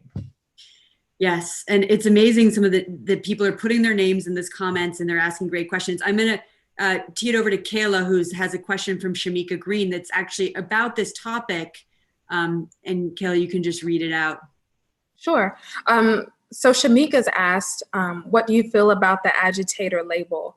As a Black woman, it's more often said I'm aggressive or an angry Black woman when I'm really advocating for my team or clients. I work in technology, and the term disruptor is often used, and it has a positive connotation. Do you feel agitator is the same or different? Question. I could be called an agitator. I'm a change catalyst. I think when people speak up, when they see things and they advocate for others, they're a change catalyst. I think if we absorb the titles that others give us and their labels, we lose some of our personal power and how we see ourselves. And I feel bad when that occurs. So don't lose your own sense of who you are. you're a change catalyst, and it's easier to advocate for others than it is to advocate for oneself. So you can lead and make a point in support of others and teach your team how to do that. And allow the unseen to be seen. 2 points on that. One is compassion for the seen and unseen. I know that Ariana talked about compassion conversations, but sometimes we have compassion for the person in front of us, and we want to treat them softly and carefully. The person I've worked with so long, but yet they're struggling in these moments. They're not building a diverse team. They're offending someone, and we keep trying. But the unseen is all the bruising that's occurring, all the things that they're missteps that are hurting others that are not in the room. We've got to care for them. So as leaders, we have to think about the unseen, the people that are not in the room to speak up. We have to have their voices. And for advocating for others and figure out, sometimes I teach people, especially introverts, when I started doing this work, is find an advocate before you go in the room. And remind yourself, if you think it's twice, it's worth saying. And before I was so scared to speak, I did say, think it 4 times, then say it. Well, by then the topic was already gone. So I shortened it to twice. If I thought it twice, I'd speak it. But figure out who's your dance partner in that conversation. And so they would give you the eye, they give you the confidence, your body language improves, and you're ready to be heard. And if you're being spoken over, wait a minute, I want to hear what Ariana has to say. And all of a sudden the tonality in the meeting changes when you advocate for someone else. So share the role. You shouldn't be the only. Find that dance partner. I know they're around. They just don't know you need them. Mm-hmm. That's great. I love find the dance partner, and reaching out to others and encouraging them to speak. You know, some people have a harder time than others, and if they feel someone is advocating for them, it becomes much easier. Mm-hmm. Yes. Don't be alone. That's too hard. Mm-hmm. Yes, I think we were going to ask Kayla was going to ask another question, but I think you've answered it actually quite well around amplifying people who particularly feel marginalized. So yeah, great. So many wonderful questions that are coming in. So people want to know your interview questions. that really sparked a lot of interest. If there are more. So we can get into that probably a little bit down the road, but I want to speak a little bit around the new normal. I want to hear from you a little bit about the new normal. We heard a lot about it from Donna Brazil this morning, that we can't go back to the past. Even words like rebuilding are toxic, because it means we sort of accept the way we were previously. So when you look at workplaces, I mean, Pat, you're in a very specific workplace that helps other workplaces, and Ariana, you're also doing the same. What do you think the future will be like for workplaces? I'd love to, hear your futuristic thoughts. Excuse me. Big question. For ServiceNow, for me, my team and I love the theory of false constraints. So if I believe that we never had a workplace to go back to, there's no more physical office space. It was all digital. It was all video. It was all phone. It was all blank. What would we do differently to manifest a healthy culture, engage others, hire, give feedback, read body language? If we believe 90% of our conversations body language, like what would we do differently if we imagine a fully digital world? Because that creativity of thought will open up some more ideas. We talk about a lot at ServiceNow and around the table that the pre-COVID office is gone. We know there's something going to shift in the future. The employees, we surveyed our own employees, 70% at this stage don't want to come back in the office. They're worried about their health and safety of us, others, and themselves. I think post-vaccination, it'll be a different answer. Historically, we had maybe 18% of our employees full-time, quote, remote. I want to get rid of the lexicon remote. I think we're digital workers. I think people perceive, and probably truthfully, their careers are limited if they're not physically seen, if they're not seen as in the office working just as hard, they're forgotten. How do you be present in a very distributed digital world? And it's funny to me because over 60% of my workforce is on the other side of the world. So I only see them in a video, and I don't think their careers are limited. So we label their workplace, and it creates harm. And so there is a bias to being remote. And I think we need to remove that bias. I think we need to not think about the parking lot being full in order to show productivity in a workplace. I think we have to be more flexible in work-life blending. I love being invited into your home, Catherine. I love to know that you have your sticky notes behind you and the flowers behind Ariana. I want to talk about that. I want to know you. I was never going to be invited into your home, maybe pre-COVID. Now I am. So the humanity we get by embracing this virtual world, leaning into it like we never before did, is a gift. I don't want to lose that in the new world. I don't want to go backwards. I want to go forward.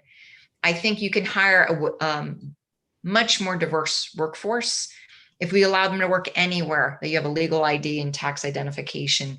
People want to be with their extended families.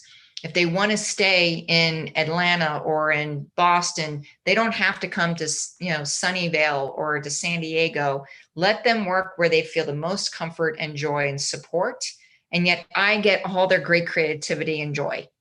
That is a perfect union. Why can't we let technology serve the communities and our families in which we work? That is what I hope the future enables us. There's going to be some need to go into a workplace episodically to do innovation, to maybe have a celebration, to do certain things. If we're not embracing all of us in these like chiclets on a Zoom lens and really lean in and invite me into your home, I think we missed something, because I wouldn't have known you as well as I do if it weren't for technology. Mm-hmm. Ariana had one of the first remote teams in 2005. We'd use instant messenger. She was in LA. She'd be in New York all the time. I don't know how she did it, but it was, yeah. Yeah, I mean, actually, Catherine, you're right, because my daughters were still in middle school here, and I didn't want to take them out of school. It's bad enough being a teenager without having to move across the country. Yeah. And our office was in New York, and we made it work. And now, I found it amazing that we made some very big hires, including a new head of BizDev, a new CFO, a head of engineering, a head of design, without me ever having met them. All on Zoom. If you had told me I would do that, I'm Greek. I have to break bread and look you in the eye. So all that reinforces what Pat is saying, that we are building this new world. And I don't want to minimize in any way the pain of this time. It's truly a crucible time, a time of incredible trial, of financial losses, losses of loved ones, increased anxiety and fear. But I feel it's so important to use this as a catalyst to build a very different world. Mm-hmm. Because the world we're leaving behind did not work. It did not work on so many levels. Just take two, the dramatic increase in mental health problems and the dramatic increase in chronic health problems, diabetes, hypertension, obesity. So all that is actually very connected with the culture of burnout. I created Thrive to address the culture of burnout and chronic stress. Mm-hmm. Which meant, living our lives in this breathless, frenetic way, which really missed the whole point of life, the joy that Pat is mentioning, the definition of what is a good life that goes so much beyond climbing some career ladder or amassing money.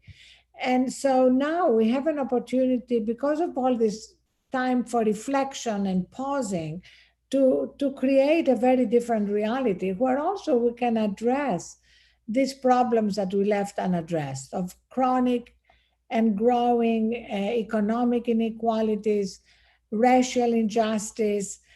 All those problems were there. We knew they were there. But now, as Catherine, you said at the beginning, there is a time of reckoning. And it's an opportunity to really address them. And in the end, for me, this is very connected to our own resilience. There is no tech solution. Tech is going to help us in so many ways, including having this conversation here, but it's not going to help connect us with that mental and emotional resilience we need. That's a function of our humanity. And I mean, one of the things that we've launched that I'm so excited about is a program with Stanford Medicine on increasing our own mental resilience by identifying our specific stress triggers. Everybody's triggered by different things. Yes. Once we know what we're triggered about, we can have more personalized tools and techniques to deal with it. And the sooner we catch it, before it becomes a traumatic event or depression or anxiety, the more likely we are to actually protect and strengthen our own resilience. Oh, I want it. Can I take that test? I'm sending it to you. Oh, wonderful. We can put it in the chat. So Kayla has a question that feeds wonderfully into remote environments from Jeannie Jang. So do you want to ask that, Kayla? So Jeannie's asked, how do you as leaders envision fostering culture in a mostly remote work environment?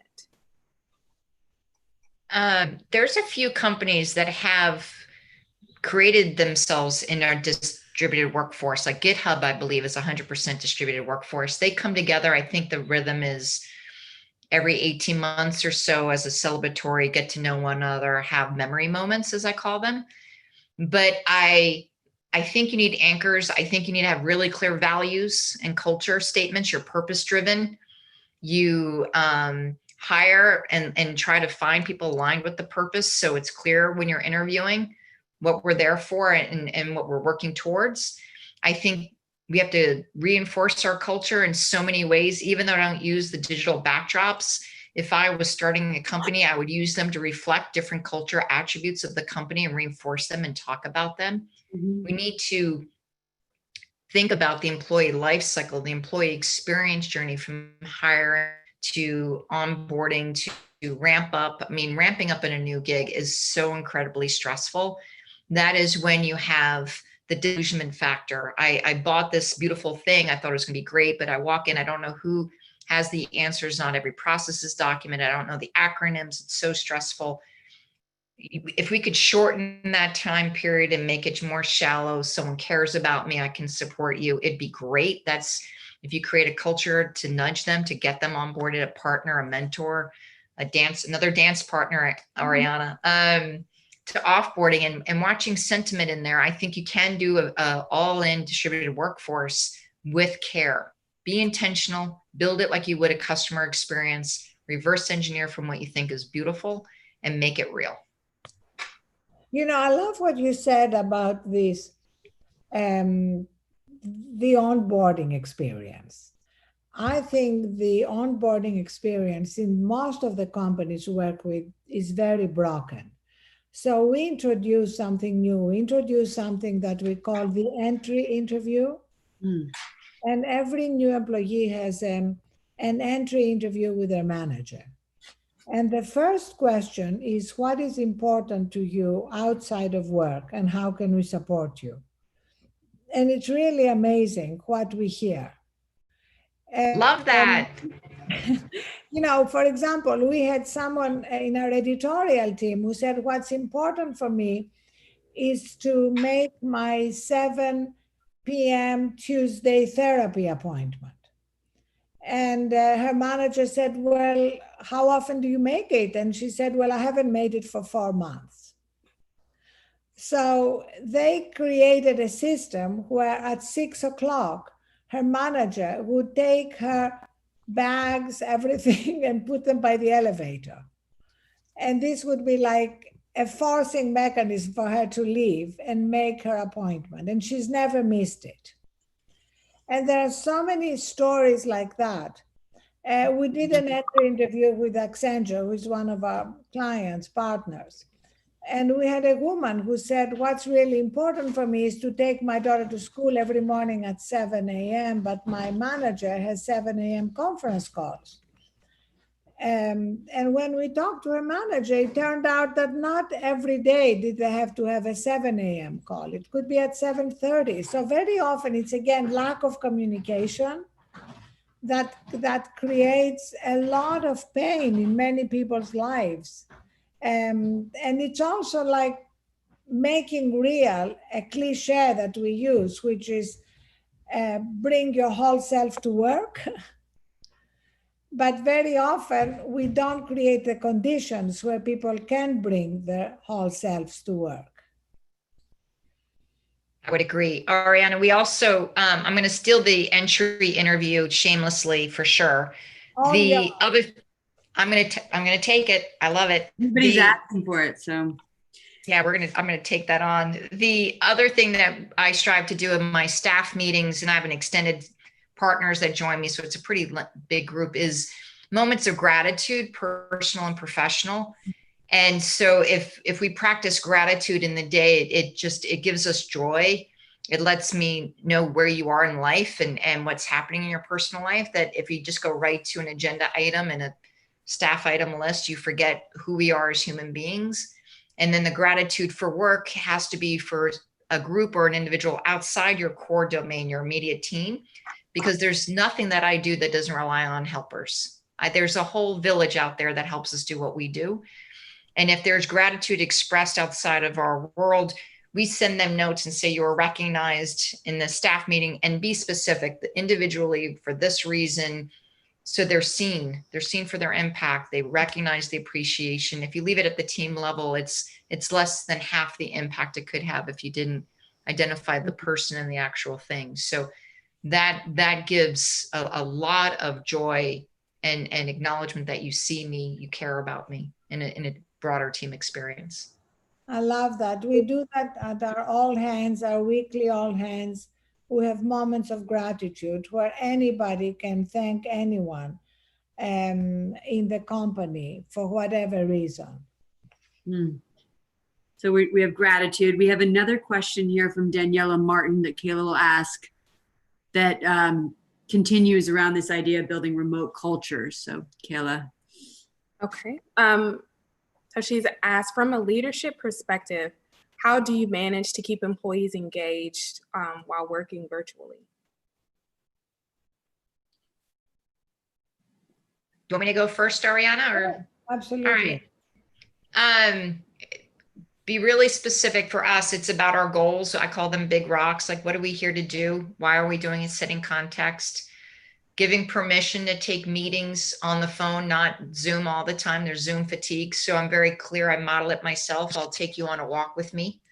And if you want to see my face, I'll do FaceTime really quick or Zoom time. And then I'll put you right back on on phone, because I need to walk. Just sitting here all day long is fatiguing. And modeling the difference in how you work and where you work matters. Being explicit in giving time off for lunch for your family. Meetings free Friday afternoons, meeting free between 11 and 2, so you can check in on your children or take that power walk or have a great meal with your partner. Whatever. I mean, you need to live. And if you're not commuting and you wake up and your device is in your hand and you go right to work, you won't be breathing. You won't be taking care of yourself. And those days get really, really hard to manage. And so giving people permission, modeling it, recognizing their contribution. When I have all hands and there's a bunch of these chicklets out there, I actually will talk about someone in that video going, hi, Sheila, how's it going in Australia? And I love your background, or so-and-so. And I'll thank them for their contributions that they may not know I'm aware of, right? And I'll ask for that from management. Share some stories, something that I can talk to and say I'm aware of, that people may or may not expect me to be aware of, so they know that we care.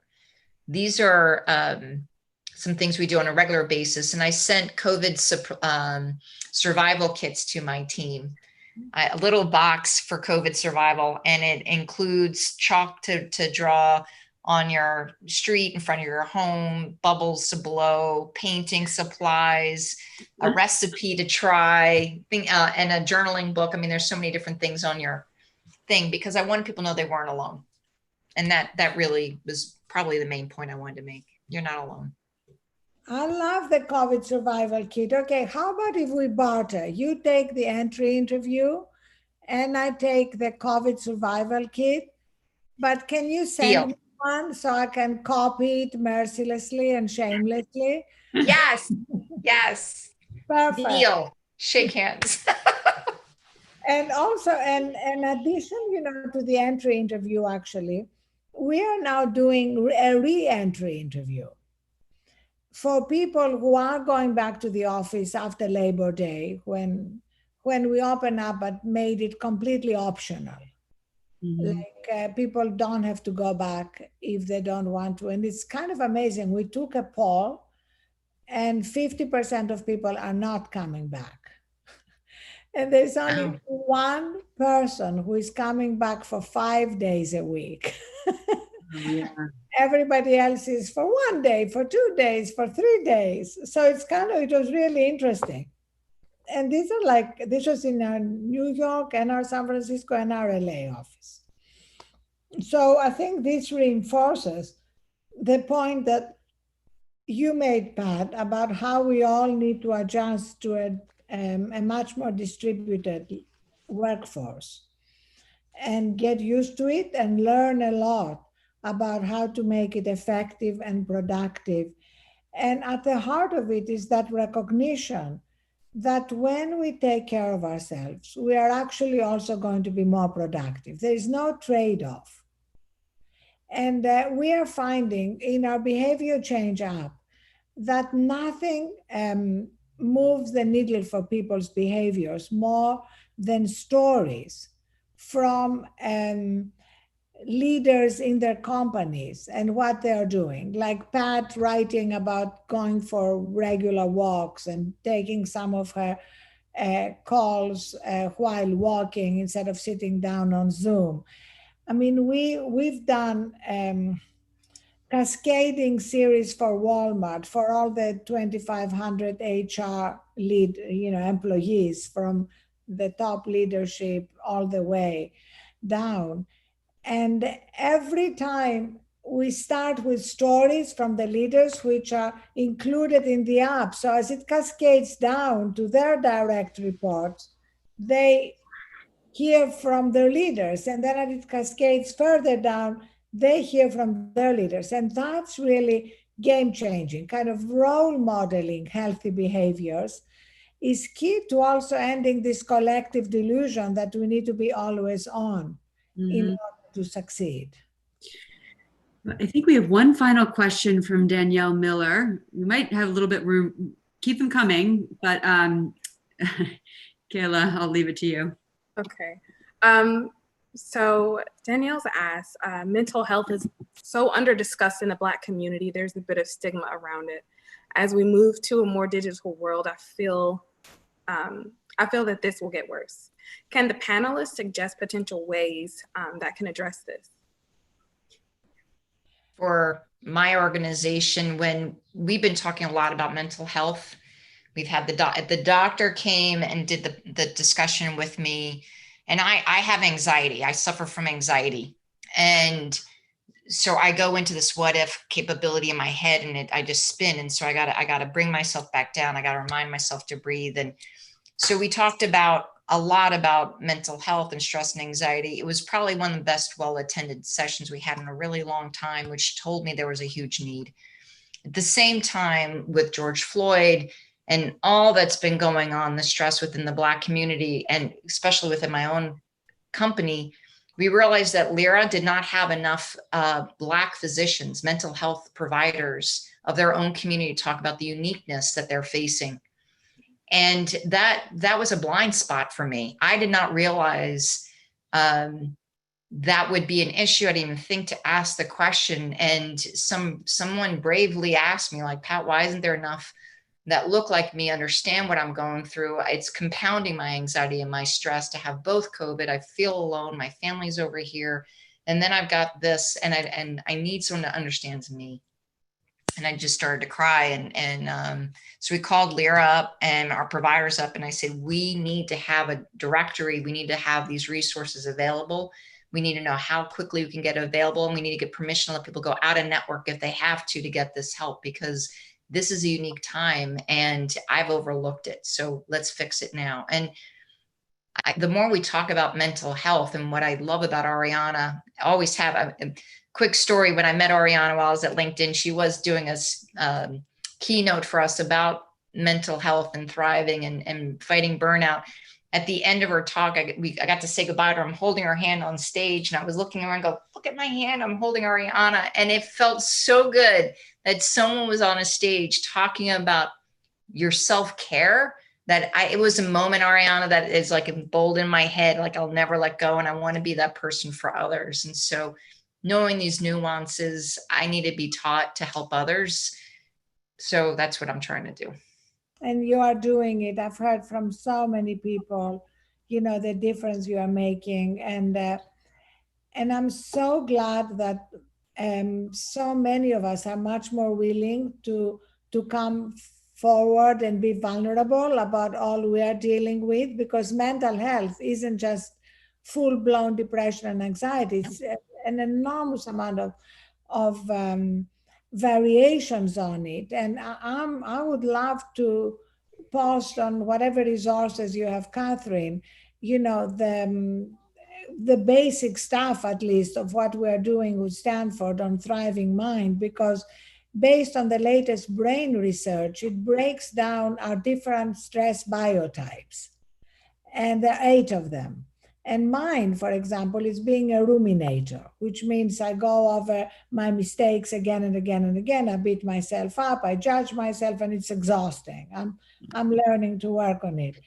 If you tend to project into the future and have a lot of negative fantasies about it, that's what's called negative bias. So you learn how it works and you learn to deal with it. So would love to put that up for anybody who wants to learn more about it and self-identify what biotype is really their own. And also to invite everyone to subscribe to my free Sunday newsletter. It's thriveglobal.com/Ariana. And that's where I write about all the latest things we're doing and that are happening in the culture. This Sunday, I wrote about self-care and the civil rights movement, because we forget, and that's part of the learning that Pat mentioned we are all doing, that self-care was a big part of the civil rights movement. Did you know that Rosa Parks regularly did yoga and meditated? I included a picture of her doing yoga. And of course, Martin Luther King wrote so much about it. So self-care is not about bubble baths and face masks, although nothing wrong with that. The old kind of face masks, remember the ones we used to put on our face and take off after 20 minutes. Nothing wrong with that, but it's something much deeper that we need to connect with ourselves in order to be able to change the world, both the world of our companies and the world of our country. Oh, fantastic. What a great way to finish up the talks today. Thank you, everybody. We've run out of time. I did see some questions around individuals with hidden disabilities, and we're having a panel on that tomorrow. So please join that. Check the schedule. There are a million resources that everybody wants from this as well. So go to Ariana's site, Thrive Global.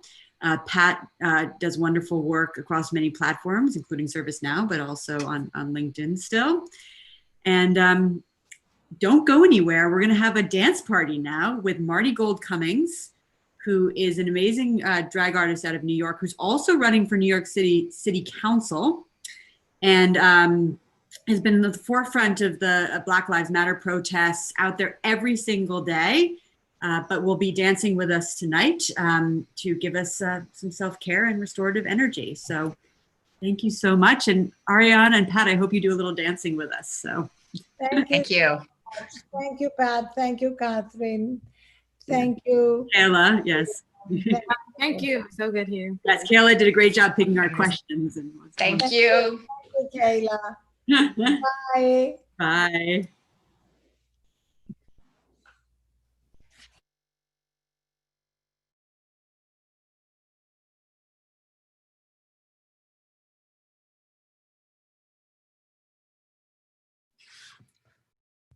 Thank you so much for joining, everyone. As Catherine just said, we are finishing off the day with a dance party, so feel free to head back to the schedule and you'll be able to join us there.